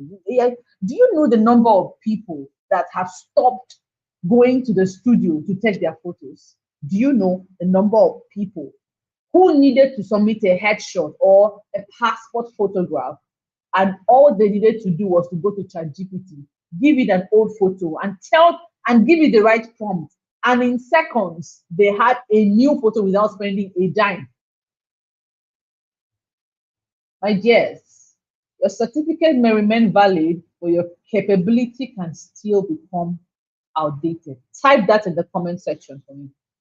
Your certificate may remain valid, but your capability can still become outdated. I want somebody to type that in the comment section for me. Your certificate may remain valid. Nobody is arguing that. However, your capability can still become outdated. I'm shouting. It takes a lot of energy, but you need to listen. You need to listen. You need tomorrow. I will tell you guys something. By the year 2050, 1 in 4 persons on this surface of the earth will be African. Do you know what that means? Africa currently has the youngest workforce in the world globally. When you compare it to Europe, Eastern Asia, South America, and the rest, do you have any idea what that means? So you cannot sit. You can't be sitting in the comments. You can't even sit on the fence at this point. You can't. You can't even afford to not. No, you have to take a side. And God help you. The side you take, may it be the side that is not going to be outdated. I hope we're following. World Bank analysis of Nigeria's labor force data found that only about 1 in 10 Nigerians are currently employed, work in professional, technical, associate professional, clerical occupations that use advanced skill levels. All this English means that it's not all of us that have advanced level skills. So already the world is light years ahead and we are behind. That is why we are doing this. Nobody has paid a dime to be here except the data you're using. That's why we are doing this. That's why we chose to go into actual communities to make sure that nobody has an excuse for being left out or left behind. I'm telling you, that's why we're doing this thing we're doing. 1 in 10, 1 in 10. Do you know what 1 in 10 is? How many Nigerians do we have? We're over 200 million people. How many Africans do we have? Africa has, I think, how many billion people are in Africa? I can't remember right now. But do the maths. Do the maths. So this means that even among post-secondary education people, that more than half of these people are not in higher occupation skills. Education matters. It does. It does. I am all for going to school. But qualification does not automatically become positioning. It doesn't. Just because you're qualified doesn't mean you're positioned. You can be qualified and become out of position. You can be qualified, but you are still displaced in your career.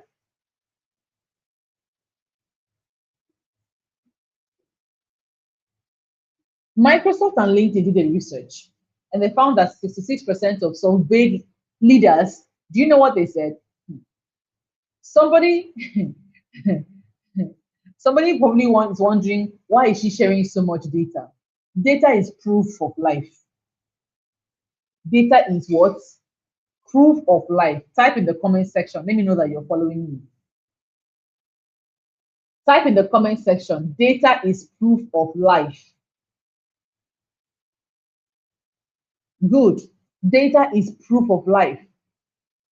Data is evidence. Data is hard evidence. You know how, God forbid, you know how somebody dies, and then they call you over the phone. God forbid, it's not you. It's an example. But somebody dies, you're called over the phone, and then you're told that your loved one has passed, and you don't believe it until you go to the mortuary, and then they open the person's face, and you see that this is the proof the person is gone. Data is proof of life. Data is proof of life. Everybody else can lie. Data does not have emotions now. Data doesn't care how you feel. If you like it, if it's harsh, if it's unfair, data does not care. Data is proof of life. Data is objective. It doesn't belong to anybody. Data is proof of life. Microsoft and LinkedIn found that 66% of surveyed leaders, do you know what they said? They said if they had to hire somebody, right, that had AI skills and they did not have AI skills, 66% said they would not hire someone without AI skills. 66. 100 minus 66 is what? That's 34. Only 34% might consider. If you have a 34% chance out of 100, that's not even a half chance. That's like a 0 point something. 71% said they would choose a less experienced candidate with AI skills over a more experienced candidate without them. So what this means is that you have spent 20 years in the workplace And then you notice that somebody came in yesterday and that person is promoted today. And you that you've been there for 20 years, you are you're waiting for loyalty to see you and raise you up on the ranks. But somebody who came in yesterday has climbed the ladder and left you behind. Because 71% are saying they would rather choose a less experienced candidate that has AI skills over the one that doesn't have AI skills but is very experienced. You don't have to become an AI engineer. That's not what I'm saying. But leadership in 2026 cannot mean I don't do technology. Haba, what kind of leader are you? A leader is adaptable. A leader is adaptable. So tonight we're going to destroy the old model. Are you ready? Type in the comment section, let's destroy the old model. Let's destroy the old model. Let's destroy the old model. If you're here and you know somebody who registered for this and is not here, tell them that the opportunity that they have been praying for has come and they're about to miss it. Tell them that the opportunity they prayed for has come and they are about to miss it. Just tell them that and send them the link. Okay, let's continue. The first thing we want to break is that professional lie of my title is my value. I mean, my title already shows what value I have now. It's a lie. It's absolute nonsense. A title will would identify your role, but it can never demonstrate performance. I have met doctors that have killed patients. Have you not? Recently, I lost somebody. Was it not a doctor that it was a doctor's negligence that caused the death of the person? So the doctor is answering the name because everybody needs a label, an identity. But that label is not proof of performance. Proof of performance is in the work. My daddy used to say that the proof of the pudding is in the testing. If you want to know how good the pudding tastes, test it first. It's not be cho, as Nigerians will say, right?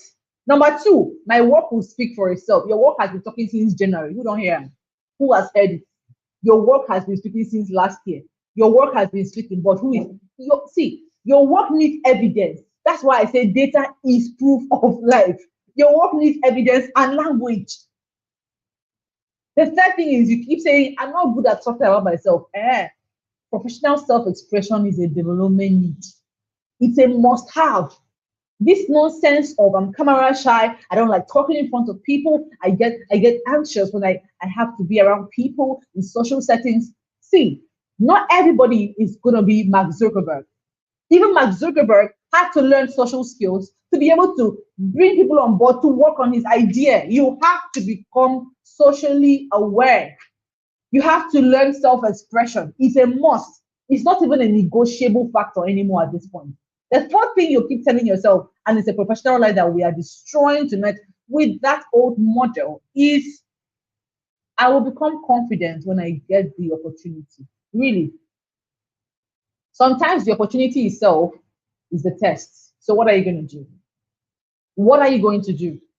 The opportunity may require confidence first. And then you tell yourself, oh, when they see my potential, they'll give me a chance when they see my potential. You wish. Guess what? Somebody else has gathered evidence. Your own potential is competing against that person's evidence. If you were the employer, who would you choose? Potential is constantly competing against evidence. So who would you choose? Who would you work with? Now, we're going to talk about the TQA leader system. This is a system that was designed by Talking Academy. You can go the length and breadth of the earth, you will not find this leader system. So pay close attention. Pay close attention. You see, I'm the one teaching, but I literally have my notepad. I was taking notes. See my books. So if you're not writing, if you're not taking notes in a dedicated journal, you are wrong. You're in the wrong place, or maybe you're just wrong, and we're going to make you right tonight. Okay, let's talk about the TQA leader system. Are you ready? If you're ready, let's say I'm ready. I'm ready. I'm ready in the comment section. I'm ready. I'm waiting for you. I'm ready.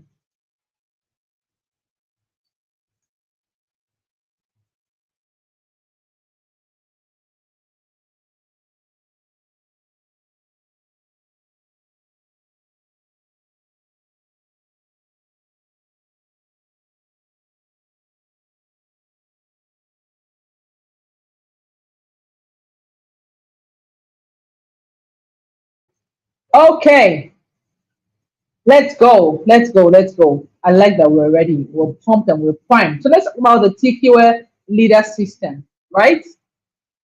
The first one is the L. L means locate your level. L means locate your level. Locate your level. E is equip for that next level. A is articulate your value. D is document your evidence. E is expand your visibility. And R is respond under pressure. Respond under pressure. We are going to address this one by one.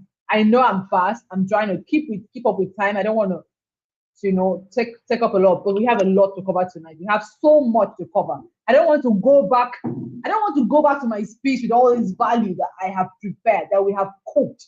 We've been cooking for you for a long time now, and we need you to eat. We want you to eat a balanced diet, a diet that by the time your career goes out there tomorrow, somebody will say, "Where have you been? What did you chop? What did you eat?" Okay, you're ready. Let's go. Let's go. All right. L stands for locate your level, right? Locate your level. What level are you actually at? What level are you actually at? What's your level? If you like this session, please give me my flowers. I love collecting my flowers. If you like this session and if you're enjoying this session, give me my flowers. I can't see my flowers. I should be seeing my flowers in the comments right now. Where are my flowers?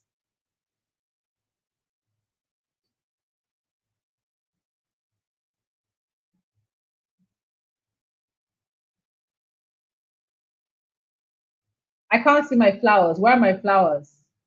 I won't continue if I don't see my flowers. I need my flowers.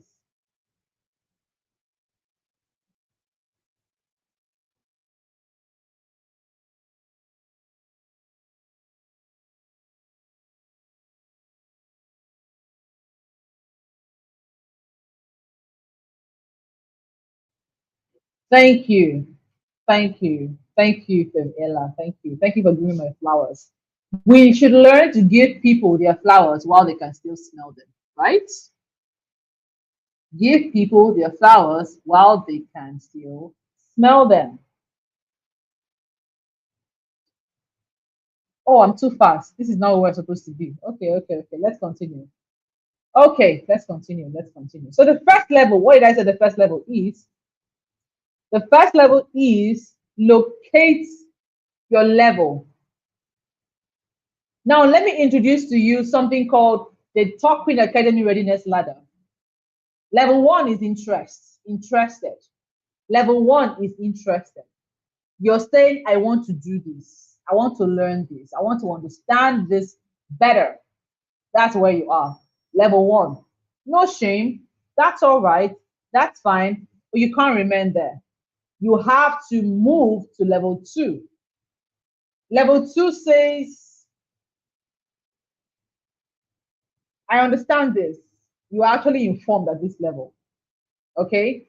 You are informed. You're saying, I understand this. That is great still, but you can't remain there. You can't remain there. Level three says capable.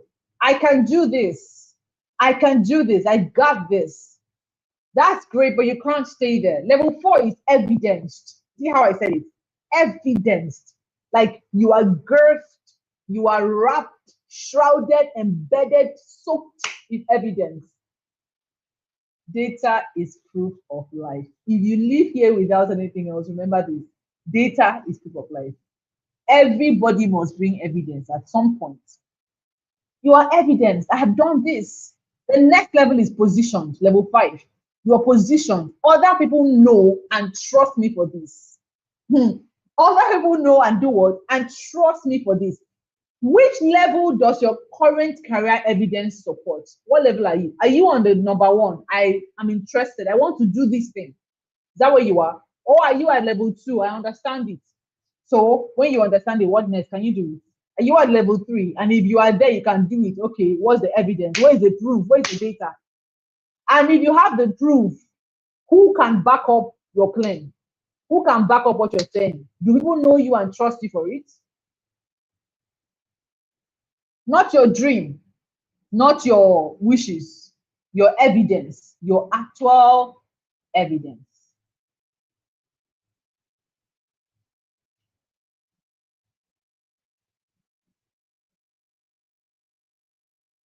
All right, let's go ahead.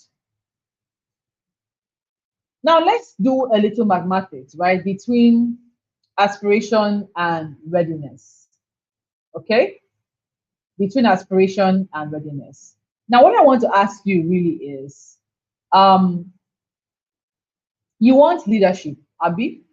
You want to lead, you want to be recognized, you want the things that come with being a leader. But can you actually communicate? I mean, you say you want international opportunities. I wish we had time. I always have lots of stories. I would share lots of stories with you. We don't have time. So you want international opportunities, Abby? You want to be recognized in the UN, for instance. You want to travel the world. You want to go to not South Africa. You want to go to different places. I mean, if you want to go there, that's cool. I don't want to go there. But you want to go to different places in the world, right? But is your profile ready? If I ask you now, and if I ask you to send me your profile, will you not start looking for an old laptop that you updated it, you put it in, or you start searching your WhatsApp chat, as if it's a treasure hunt? You will now be turning your opportunity into Golda. Is it Golda Ultimate Search? That's what you'll be doing with your opportunity, right? You want clients, but you cannot explain your offer. You want promotion, but you cannot demonstrate the increased capacity you say you have. You want influence, but what are people supposed to trust you for? Aspiration is where you want to go, but readiness is what can take you there. Aspiration is where you want to go. Type it out. Type it out. Aspiration is where you want to go, but readiness is what can take you there.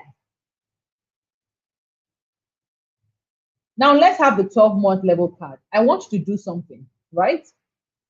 I want you to do something. I want you to write down the level I want by August 2027. This is August 2026, right? Write down the level I want by August 2027. But take a screenshot. Take a screenshot because I don't want to go over this.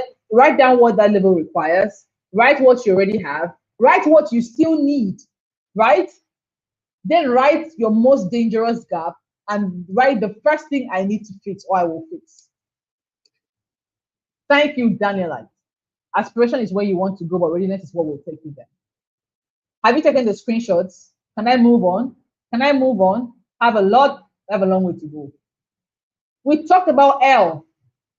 E, equip for the next level. You have to build build your employability stack. There's something called employability stack. I'm going to be running through this. Stay with me. Don't run. Don't drop off, okay? Your next level may require 5 categories. Number 1, domain. What do you actually know about your field? Domain. What do you actually know about your field? Number 2, communication. Writing, speaking, listening, explaining, all of that. Active listening, all of them. They follow inside there. Number 1, domain. Number 2, communication, writing, speaking, listening, and explaining. 3, digital/AI, using modern tools productively. I've talked and talked and talked about this AI thing. You are not your parents. If your parents say, this thing is hard, I don't understand it, they didn't teach us in school, you know, I'm old, my brain is not what it used to be, I'm an old person now, the world is moving too fast, it's okay, it's for them. You are not your parents. You're not your parents. Okay? The next thing is professional. What does professional mean? When Inijimi was talking, I was looking at his slides, and one of the things I noted was that professionalism means that you are reliable. Ah, I would give $1 for each time I met a professional who was reliable. The very first mark of professionalism is reliability. You know how many people have broken the hearts of customers because they cannot be reliable. You collect money and that is it. You do us peace out. peace out, you vanish, you're gone. English was sweet to speak before the money landed in your account. Once the money landed in your account, peace out, pew, you're gone. Reliability, doing what you said you would do when you said you would do it, how you said you would do it, and communicating proactively while doing it. Reliability. Judgment, collaboration, execution. Next thing is leadership and influence, taking responsibility and moving people or work forward. That's leadership. That's influence. That thing we talked about that you say you want. That is it. Your career is a stack. Have you seen? Do you know what is a stack? Let me show you what is a stack. See this. I have two books in my hand, right? This, when I put this one on this one, and I put another one on this one, that's a stack. I'm creating a stack. Your certificate, one certificate cannot carry everything. I see I see most people, including you on this call right now. You will pack everything that concerns you and put in one CV. One CV. Why? Why? What is going on? Are you a boutique? Are you a super mall? Are you Tropicana shopping mall? What are you? Are you Market Square? What's going on? Why are you packing everything inside one CV? Why?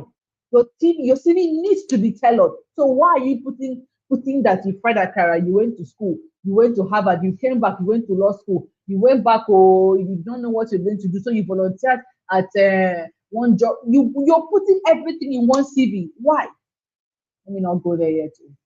Let me not just go there yet. My question is, opportunity arrives tonight. Which gap would appear first? Is it technical? Is it communication? Is it AI? Right? Is it professional behavior? Is it confidence? Don't be defensive. Remember, I said data is proof of life, right? That gap that you say you have or you notice you have, that gap is data. Eh? Data is feedback. Data is, complete my sentence for me in the comment section. Data is what? Let's hear it in the comment section. Data is, I've been shouting it since. Data is what?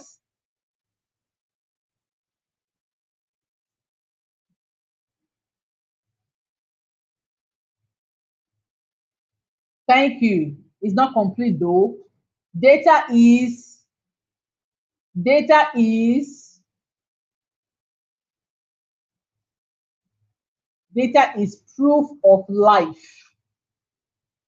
Now let's look at the 111 capability rule. The 111 capability rule. Every 90 days, here's something that will actually change your career. If you like, take it. If you like, leave it. Those who take it will see the difference. Those who don't take it will think, it was another webinar, I wasted my time. Well, I tried my best. One capability, one, not five, not three, not 10. One capability, build one every 90 days. Then find one real problem to apply it to. Okay? Then do one documentation. Just document one result.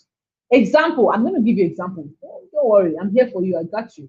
You learn project management, right? So we have ALX, we have all these academies that are teaching people project management, data analysis, AI use, all of that. Let's say, for instance, that you are learning project management. You now manage an actual project. You now document it, right?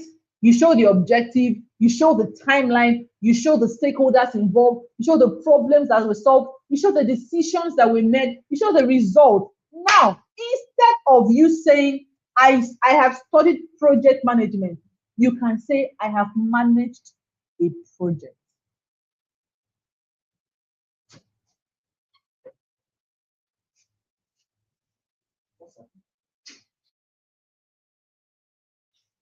The next thing is, your value should not need an interpreter. You do not need somebody to, imagine you had to document your experiences, you document your portfolio, right? And then you have to push it out to somebody, and you're not in the room. Let's say somebody said, send me your CV or send me your portfolio. And then as you send the portfolio, will you follow the portfolio to the room? No, you have no idea where it's going to. And so you submit the portfolio. You should not need an interpreter in the room with your portfolio. Your value should not require interpretation.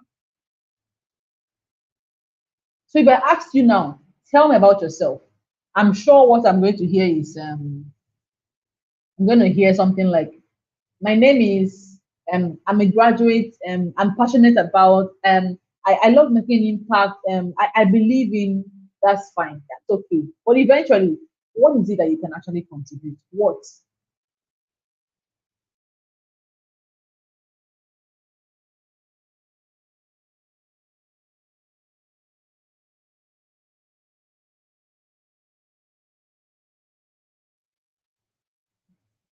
So you can say, this is like my favorite, it's not my favorite slide, but let's just look at it, right? Let's look at it together.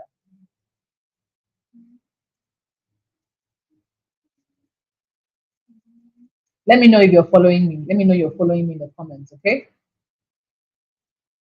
Let's look at the TQA value statements. The TQA value statement. Instead of saying, I'm a graduate, I'm passionate about this, I love doing that, I love put that in the trash. Look for the nearest dustbin. If I had the dustbin here, I will show you. Carry that dustbin, fold that thing inside, put it inside, trash it. Never take it out again. Stop saying it.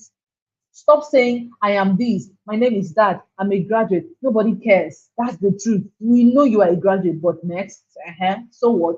Who is not? Uh-huh. Instead, use I help who to solve what? That's the problem. Through how? That's the capability and the method, so that they can achieve outcome. Do you understand? Example, I help youth organizations turn program ideas into structured projects and clear communications that stakeholders can understand and support. Just reading it alone, you know that this person is a project manager. You understand. That is how you communicate your value. And I'm giving you that one for tonight. I've dashed you. That's the TQA value statement. That is easier to remember than saying I'm passionate about impact. Haba. We've heard it 1,000 times. Okay. Now let's have something shortly, right? In the comment section, I'm seeing you. I see the energy. I love it. It can be better. But I want you to do something in the comment section. I want you to write using that formula, right? You did that TQA value. You write, what do I know? What do I know? What can I do? Who needs it? What problem does it solve? What changes after I help? Take a screenshot because I'm going to move. Write it in your book. What do I know? What can I do? Who needs it? What problem does it solve? What changes after I help? And then I need you to build a sentence. I need you to build a sentence.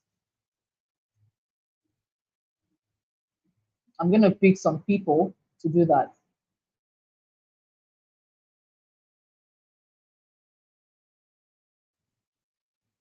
Okay. Have you taken the screenshots? Have we taken the screenshot we need? What do I know? What can I do? What do I know? What do I know? What can I do? Who needs it? What problem does it solve? What changes after I help? Then I need you to build one sentence. That sentence is supposed to be the TQA value statement. I help who? Solve what? That's the problem. Through how? That's capability slash method, so that they can, then you put the outcome. Do you understand? Are we following? Okay. When you're ready, just tell me. Tell me, and I will call you up. Okay.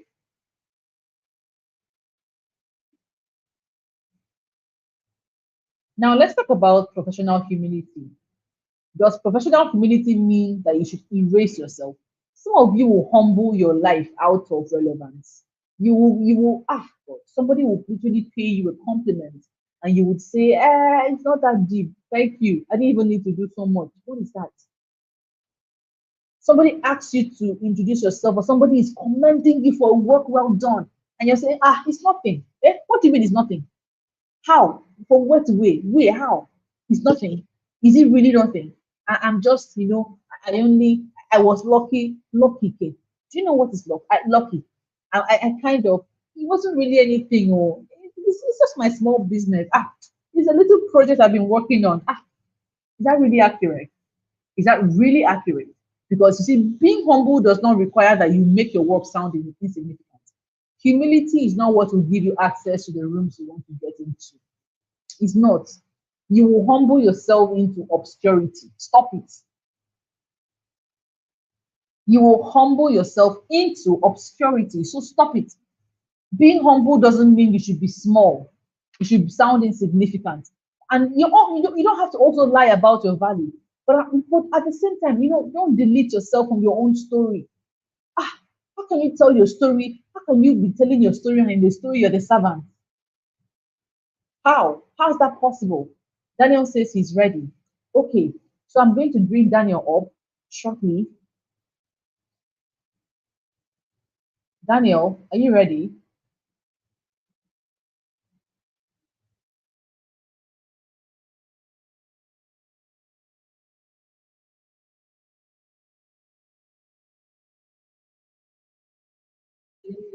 Daniel says he's ready. Okay, all right. I'm trying to bring Daniel. Daniel, give me a second. Let me bring you up.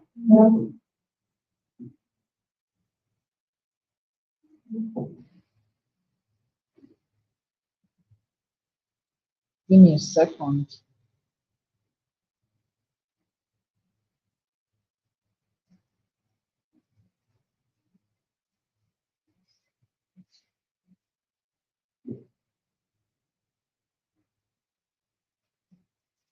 No, I think I need to give you.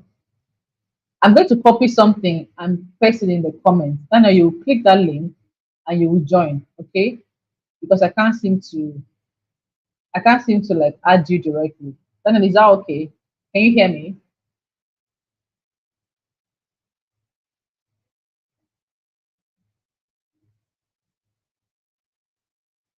All right, Daniel. So I've pasted the link. Daniel, click that link and I'll bring you on board. But you have to be fast, okay? So what I want for you to do, Daniel, I just want you to come here and I want you to use the Talking Academy value statement and tell us, I help who, right?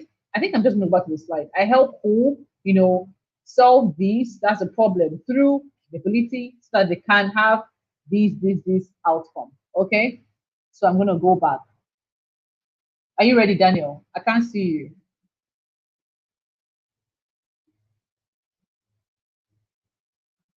Daniel, have you clicked the link? We're waiting for you.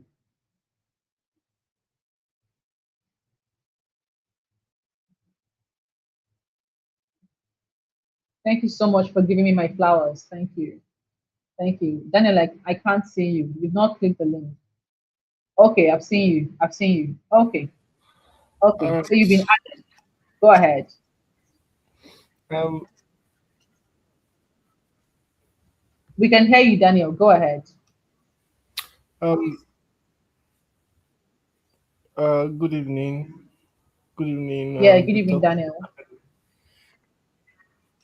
All right. I help brand. I'm a brand designer, graphic designer. I'm a brand designer.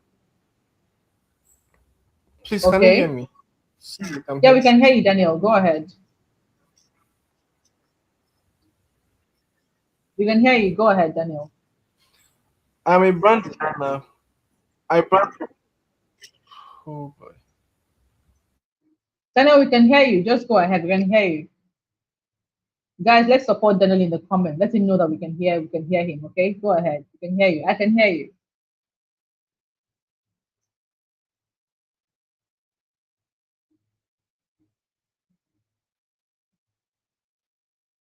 Daniel, what's going on? Can you hear us? I You're can hear you, muted. but I am hearing myself. I don't. Can you hear No, me no, now, no. ma? Go ahead. I can hear you. Okay. Go ahead. So I, I can hear you, ma. I can hear you.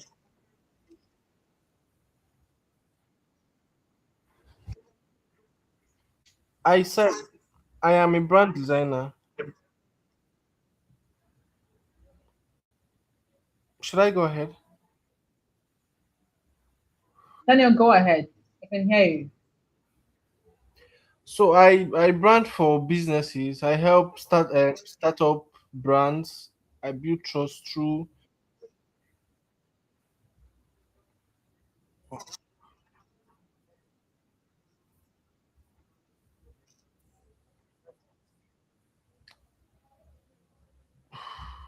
I don't know. I don't know. I think I am having network issues here, man. Okay, Daniel, you can just type. Just type, okay? Okay, Just okay. type I if you think that'll be can't. Yeah, better. we're going to hear you. Just type. Yeah. Thank you, Daniel. Well done. Anybody else want to say something? Please type. This class is not for Daniel alone. I'm expecting that you're participating. So if you're participating, we should definitely be seeing your comments. So type, okay? Thank you, Daniel. Okay, so what I want to see is in the comment section, I have literally just taught you how to make yourself the outstanding candidate in the room. All you need to do is use this value statement. I help who solve which problem through what capability, what method, that's the how, so that they can achieve what, that's the outcome. That's all you need to do. You don't need to be saying, my name is this, I am doing this, nobody cares. I have a passion for this, nobody cares. I make a lot of impact, nobody cares because everybody else says the same things. Why should they listen to you if you sound exactly like the other people first before you? So you need to just use this. You're good to go. I promise. Okay? I promise. Let's proceed. Okay. So I've talked about the fact that just because you want to be humble doesn't mean you should erase yourself. You don't need to be invisible. Okay? You don't need to be invisible for people to appreciate your humility or literally just, appreciate the fact that you're a likable person and you're modest. Modesty doesn't mean erasing your identity. Right. Next thing I want us to talk about is the fact that professional confidence is not that you know everything. That's absolutely untrue. You can't keep saying you don't know everything. That's the truth. You can't. I'm still waiting for your comments, Daniel. I'm waiting for your comments. I would love to see what it is that you're typing out. So I'm waiting for you. Right? Professional confidence is not I know everything. It is I can still think and speak and represent my value while I am being assessed. It means that it means that I don't know everything, right? I'm still learning. I'm still on my way, but at the same time, I can still speak up. You can assess me. You can be judging in, let me just use the word, judging me while we assessing what I'm doing. But at the same time, I can still speak up. I can still share my point of view. I can still, show you what I've done, and you can correct it. And I can still keep my confidence and dignity. So in interviews, in meetings, in pitches, in panels, presentations, on a client call, in a networking room, confidence is literally a performance capability. Every time you show up confident, you're proving your performing capability. That's simply what it is. And this means you can actually train it. It means it can be trained. So I'm still waiting to see what you type in the comment section, Daniel. Remember that I said that data is proof of life, right? Data is proof of life. And I get the illustration where I said that if somebody dies and they call you over the phone and say, do you know this person? They are dead, and you don't believe it until you go to the morgue and you look at the person's face and you confirm that that is cold data. I'm sorry, but that corpse literally is cold data, cold hard fact at that point. What this means is that data is life. Data is proof of life. Okay. Daniel says, I am a brand designer, branding for businesses, helping startups build trust, visibility, and incredible sales through design.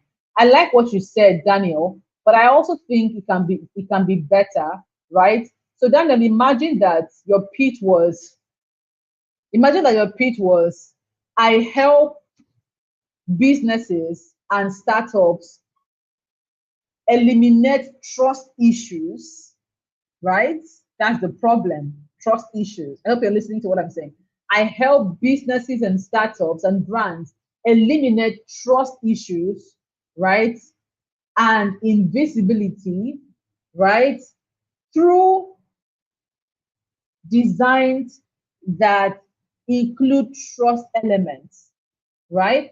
And answer objections and objections, right? So that they can become visible, trusted, and make incredible sales. So you did not exactly use the TQA value statement. The TQA value statement says, I help, you put who you help, then solve, you put the problem you're solving, then through, you put the capability or the method you're using. In your case, is design, right? So that they can achieve, you put the outcome. That's simply how it works. All right? That's really how it works. Well done, Daniel. I like that. Well done. I appreciate that. So let's go ahead.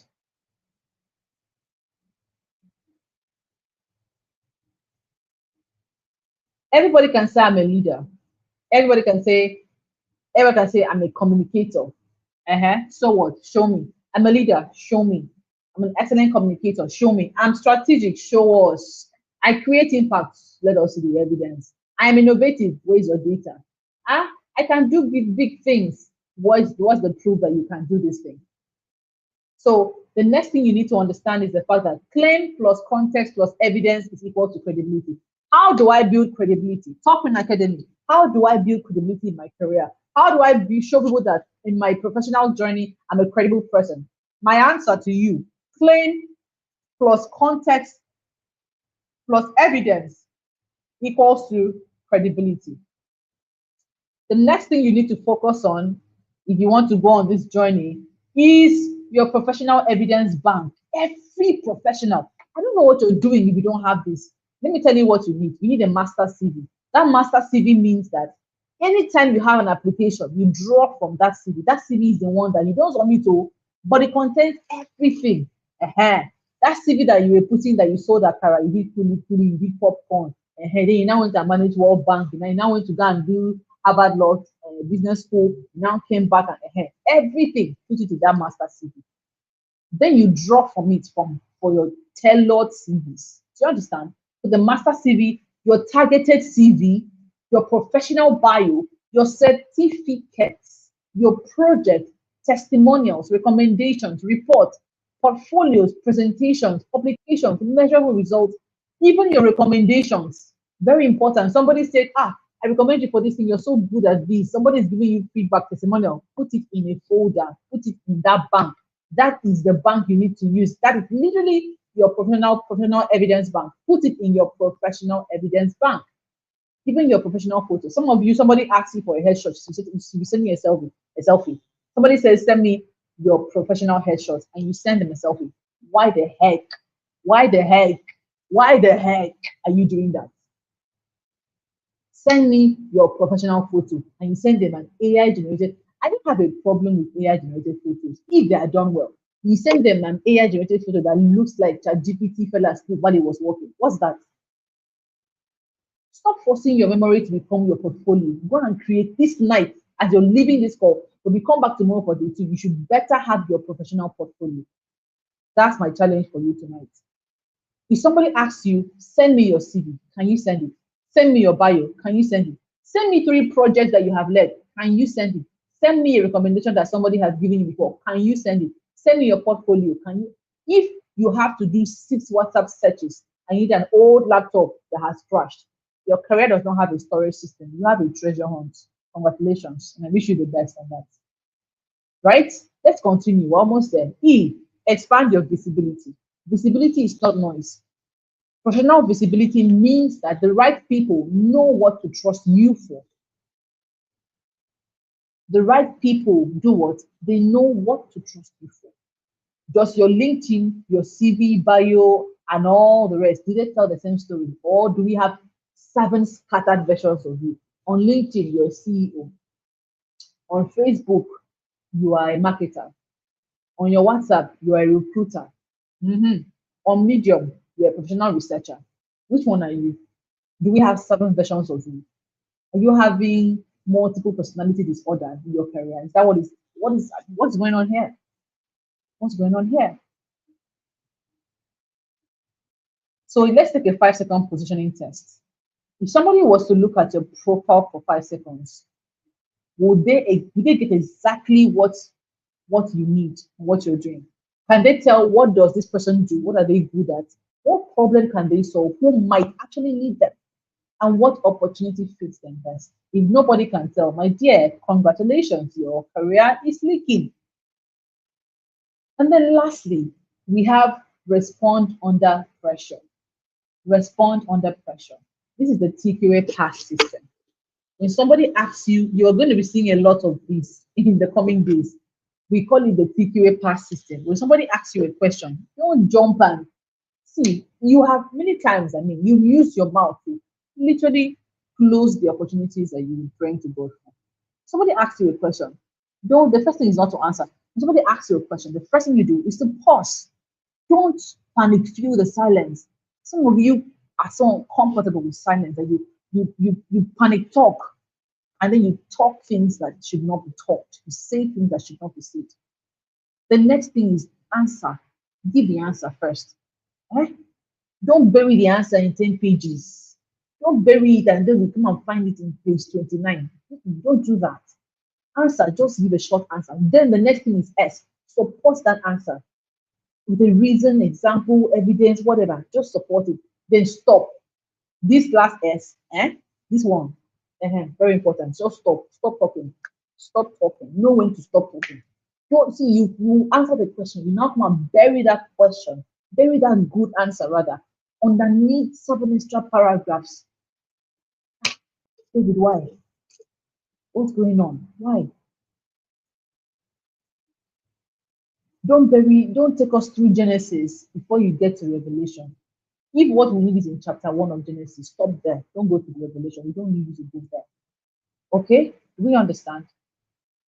Gideon says, I'm a professional virtual assistant dedicated to. Okay, Gideon, all I need for you to do is to follow what I shared, right? So go back and look at the TQA value statement. I help who to solve what? That's the problem, right? Through that's put the capability and the method, right? In order to achieve the outcome. That's you don't even need to tell who you are, right? Unless by the time by the time you just use the TQA value statement, people know who you are already. They know. See how we define that project manager person thing? You didn't even need to ask, so what is it that you do? From the description using that value statement, the person they're talking to knows exactly what it is that they do. Okay? So why should we choose you? I wish we had time. I wish we had time. Okay, so who wants to answer this question? Does anybody want to answer this question? If I ask you right now, you are applying for a job. I don't know what it is that you do. I know that Eddie Young is a professional virtual assistant. I know that Daniel is a professional designer. So I don't need any of you. Can you tell me what you do in the comment section, guys? Let me know what you do in the comment section. So maybe I will bring 2 people on board and you tell me, I'm going to ask you, I'm going to pretend that I want to hire you for a big mega project. And you tell me in 45 seconds, why should we choose you? Why should we choose you? Anybody wants to go? Should we skip it? Anybody want to go? I'm literally going to count to 1 from 10. 10, 9, 8, 7, 6, 5, 4, 3, 2, 1. Nobody wants to go? You're sure? We should skip that. Okay. Since nobody wants to go, let's that's okay. Let's let it be because we don't even have the time anyway. Why should we choose you? What I'm looking for is not the history of how you made it to this world, even when the forces against you were determined for you to not see the light of day. No, I don't care. I'm looking for clarity. Oh, I'm sorry, Daniel. I'm sorry. I'm sorry your network. I hope it gets better. But you could type in the comment section. That's fine. I'm always here to read out. I'm looking for clarity. I'm looking for specificity, specifics. If it is ABC, keep it at ABC. Don't reach Z or Z. I'm looking for evidence. I'm looking for relevance. And I'm looking for confidence. That's all I'm looking for. I don't need you to say, I'm sorry. Don't apologize before you start. Okay? Now, the next thing I want you to look at, we're almost there, almost done, is the leader's scorecard. If For your L, I know the professional. I want everybody to answer this in the comment section. I want to see your answers. I really want. I want to see your answers. If your L is that I know from rate yourself from 1 to 5. That's what I want you to do. I know the professional level that I am building towards 1 to 5. Let me see in the comment section. L, locate. For locate, I know the professional level I am building towards. Rate yourself from 1 to 5. 1 being the least and 5 being the highest. Let's go. Daniel, Edidion, Favela, Adbel. Let's go. Let's go. I know the professional level I'm building towards 1 to 5. Your E, equip, my capabilities, my so what you're going to do is you're going to write L1 if your own is 1, or L5 if your own is 5, or L2, whatever it is. E1, E2, E4, E5, like that. E, my capabilities match that level. A, articulate, I can communicate my value clearly. D, I have organized evidence of my work. Document. Document. E, expand. The question is, look at the screen. Score yourself 1 to 5 on each of the ladders, on each of the ladder levels, the wrong levels rather. L, on a scale of 1 to 5, with 5 being the highest and 1 being the least. Locate. I know the professional level I'm building towards. L, is it 1? Is it so? Just write L 1, 2, 3, 4, whatever number it is that you are on. Pick it like that. E 1, 2, 3, whatever number it is. Pick it like that. So expand. My professional positioning makes my value visible. Where am I? Am I 5? Am I 0? Am I 1? Respond. I can communicate effectively under pressure. Now, when you have answered all these questions, give yourself, add together all your scores that you assign to yourself and tell yourself, be very honest with yourself, and then put it over 30. Do you understand? Put it over 30. So maybe let's say your L was 2, your E was 1, your A was 1, your D was 5, your E was 1, your R was 4. Add all the scores together and put it under 30.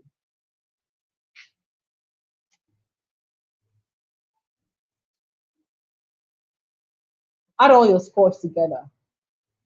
If your score was 26, between 26 to 30, right, you have a strong readiness foundation. Congratulations. But the risk here is that you can become complacent. You can have complacency. You can say, I've arrived now. I'm almost there anyway. So what do I need all this for?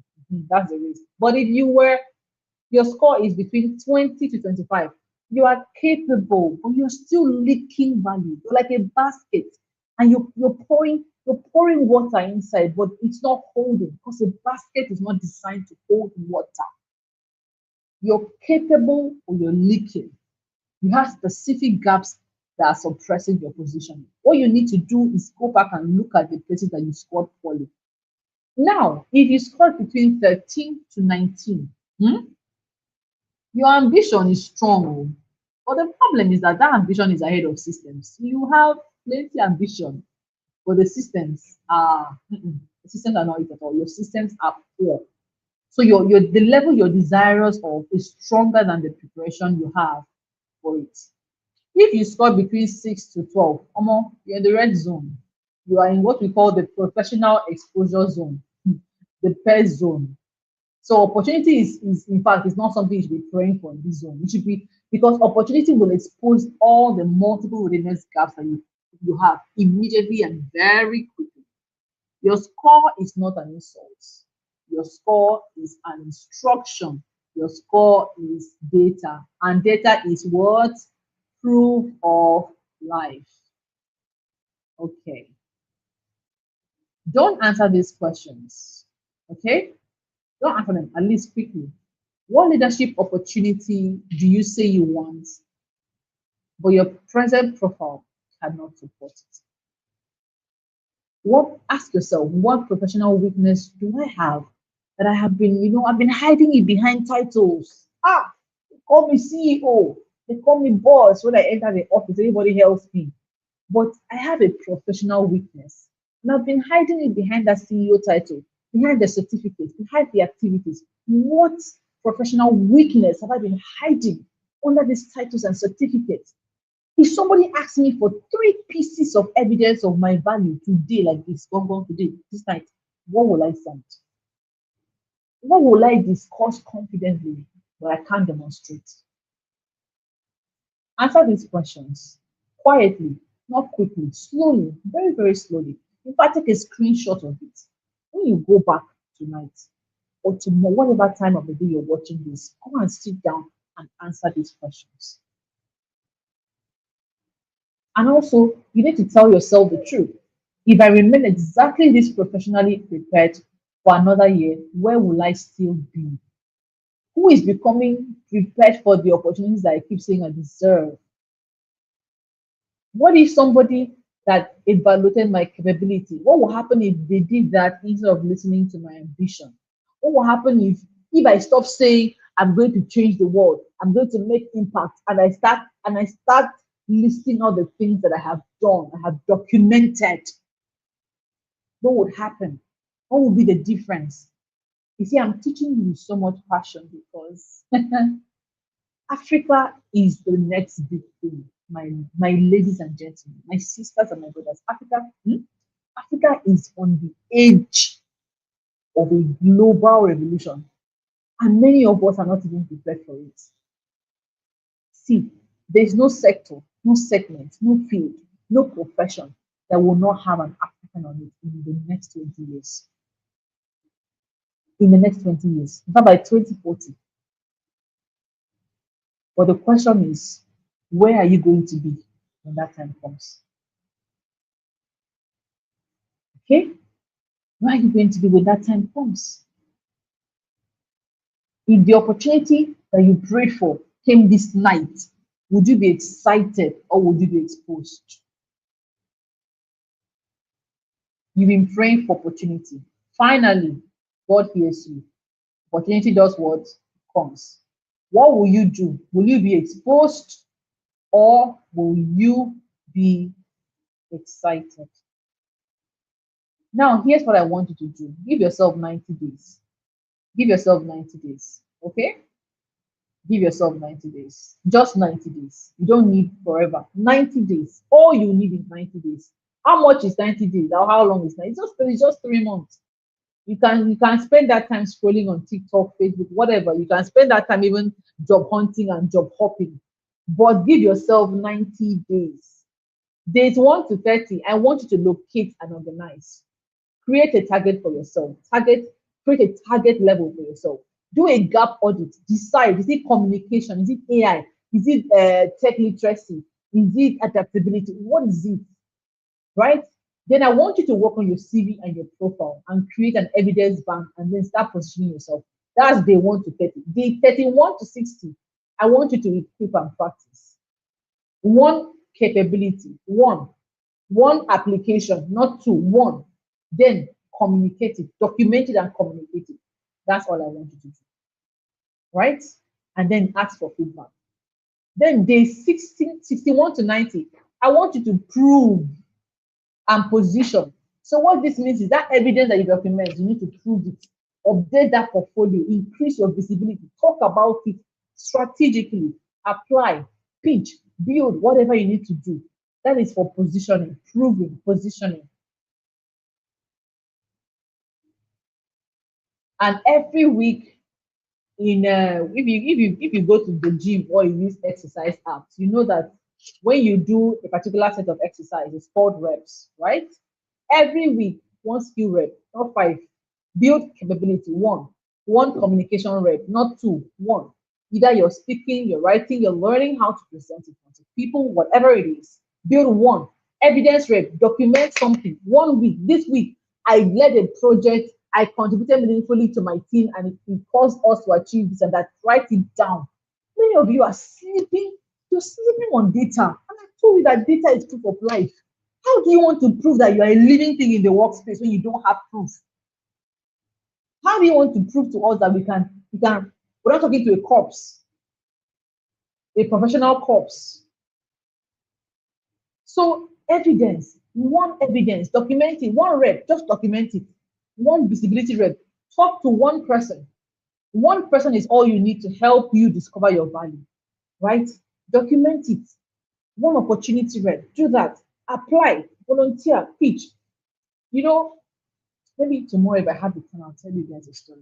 But let me leave it be. Whatever, submit, apply, volunteer, pitch, ask.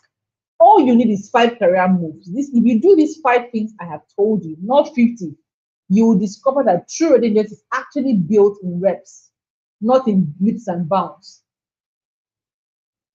So this is what I'm going to do for you tonight, and you don't even have to pay me for it. Okay?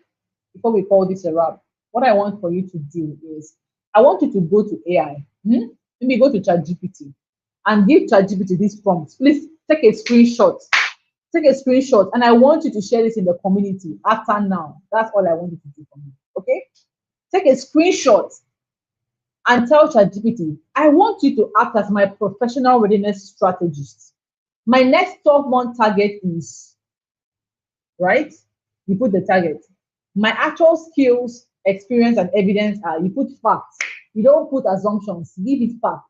Now you say, evaluate me across technical slash domain capability, digital slash AI skills, communication, professional behavior, evidence, and positioning. Identify the top 3 gaps that are most likely to prevent me from reaching my targets. Build a realistic 90-day improvement plan that requires real-world application and proof. Do not invent experience or achievements. Ask questions wherever information is missing. Give ChatGPT that prompt. And when ChatGPT gives you the answer, take that answer as feedback, not as an attack. And work on it, because data is what? Proof of life. Data is proof of life.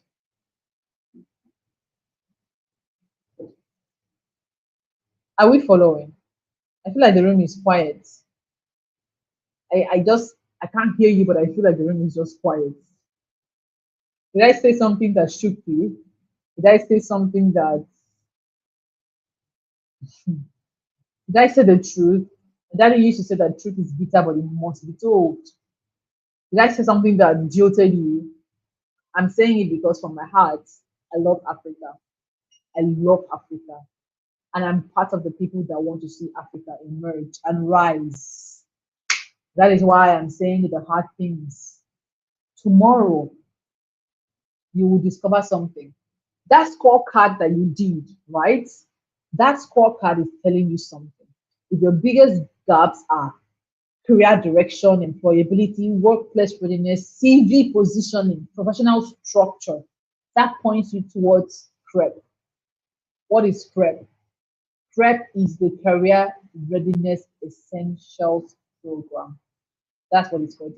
If you're noticing career direction is a problem, employability, wahala, workplace readiness, CV, problem, positioning, problem, professional structure, problem, you need CREP. Don't think about it for too long. Tomorrow we'll tell you what it is. Don't just go and sleep with this understanding that, oh, it's CREP I need. But if you notice your gaps are confidence, interviews, speaking, meetings, self-expression, you enter a meeting, you know what you want to say, but say it, problem. Professional communication, problem. All you need is quick success. If you notice both, what you need is both. Okay? So today we have done diagnosis. We have done diagnosis. We have shown you the parts of your career that are naked and need to wear clothes because they are shaking, that cold. But tomorrow we will proceed to execution. We'll move from growth to practical readiness. So you may already be called a leader, but the next level will not only ask you what to call yourself, it will ask you, what can you communicate? Can you contribute? Can you demonstrate it? Can you handle responsibility? Can you represent value under pressure? Can people trust you for something specific without having to follow you up every five minutes? Because leadership aspiration without professional readiness eventually enters a room that you cannot impress. You enter the room you've been praying for, and everybody is opening the door for you to go out. Imagine that. Don't wait for that room to discover the gaps that you have before you do. Because when you do, it will not be learning, it will be embarrassment. It will be too late to correct it, it will be embarrassment. So tonight, look at your score sheet, look at your evidence. Data is proof of life. Data is even proof that there is hope. And of course, when there's life, there is hope. Look at your evidence, look at your communication, look at the opportunities that you say that you want. Then ask yourself, is my current version actually ready for my next level? Because tomorrow, we'll fix what that answer has revealed. And we have come to an end of today's session. Please, if you have any questions, if you have any comments, or if you even have any flowers, give me my flowers. Flood the comment section with my flowers. Take screenshots, take them back to the community, share it. I want you to go on social media. I'm not asking you for anything. I want you to go on social media. And I want you to take a screenshot of tonight and attach it with the most striking line you heard, or the most striking part of the lesson, like that caught you, your aha moment, as we call it. And I want you to tag the Talking Academy, and I want you to use hashtag Talking Academy Online City Store. We'll put it in the comment section. We'll put all the hashtags in the comment section. Okay. So thank you so much. And I'm sure that you've learned so much. Even me, I learned so much. I've learned so much. I've learned so much. Thank you for giving my flowers. Anybody have any question for me? Do you have any question for me? Do you have any comments? If you have a question, I'd be happy to bring you up. I'd be happy to bring you up. Or if you do have one in the comment section, if you have a comment, then please put it in the comment section as well. Thank you so much. I had to thank you for showing up for this session. It was a pleasure teaching you, listening to you, and spending this what 2 hours with you. The sessions are not going to be this long. It's just that unfortunately we took the first facilitator took a longer extended period of time. So we're trying to keep it within 2 hours. So let's see how that goes for us. But I'm sure it was very interesting. Was it interesting? How was it? Give me my feedback. How was the session? What did you learn? What stood out for you? What was your favorite moment? I'm waiting. Fill the comment section. Let me see. What did you learn? What stood out for you? What is unforgettable? How did you feel? How was the experience? Let's go. Let's go. Let me hear you.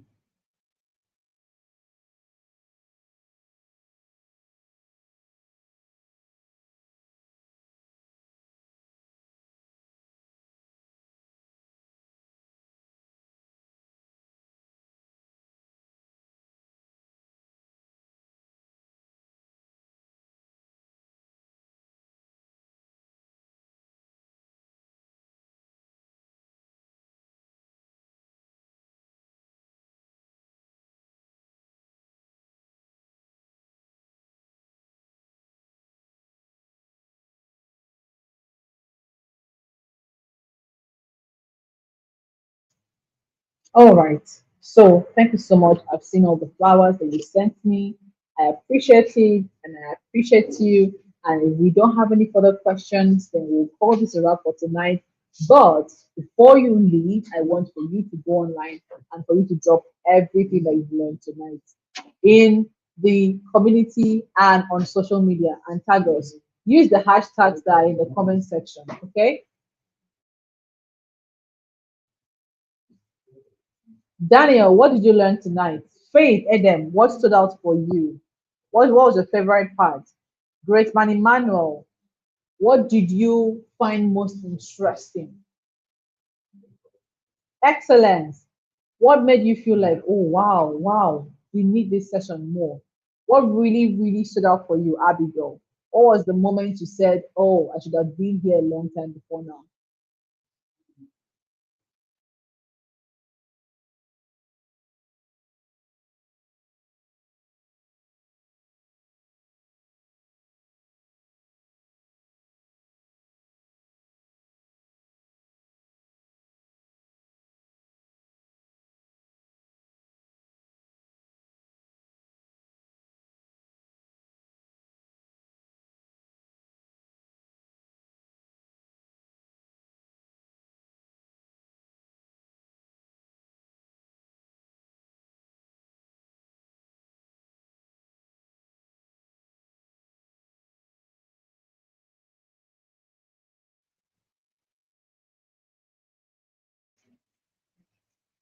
All right, guys. So I've seen in the comment section, use the hashtag online city store, the Talking Academy, hashtag career, hashtag. Just copy the hashtag.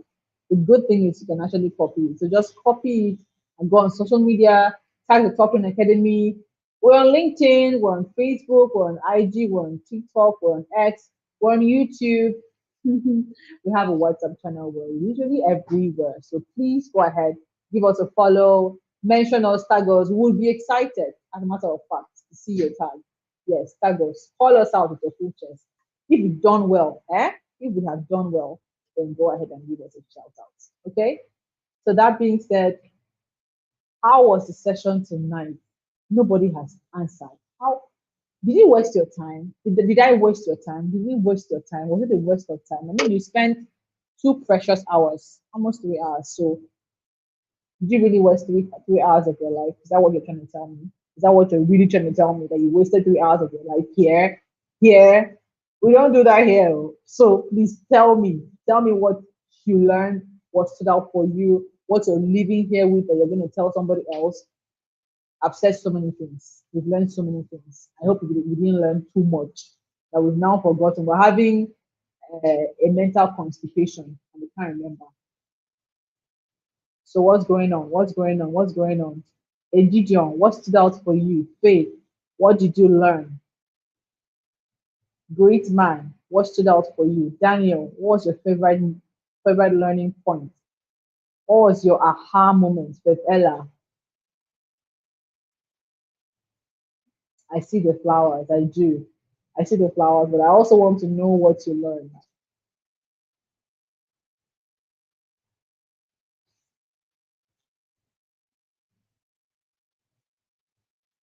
Oh, Daniel says, for me, is the leader model that got me most. Thank you, Daniel.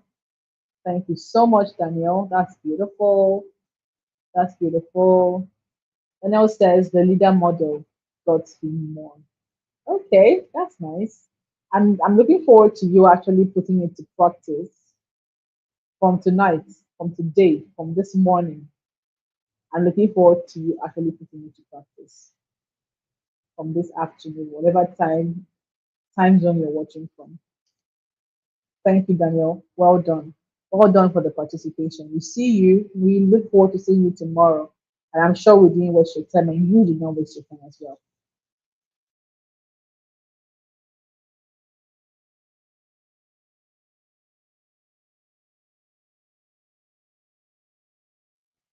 Okay, thank you so much, guys. And this is where we're going to hang our boots for tonight. And we are going to pull the curtains down for tonight and for today and for this morning and for this day. So use the hashtag online city store. Oh, Fetheden was typing. Fet says, what stood out for me were the 5 steps from building capacity to selling your skills publicly. Amazing, amazing. Well done, Faith. That's fantastic. That's fantastic. That's fantastic.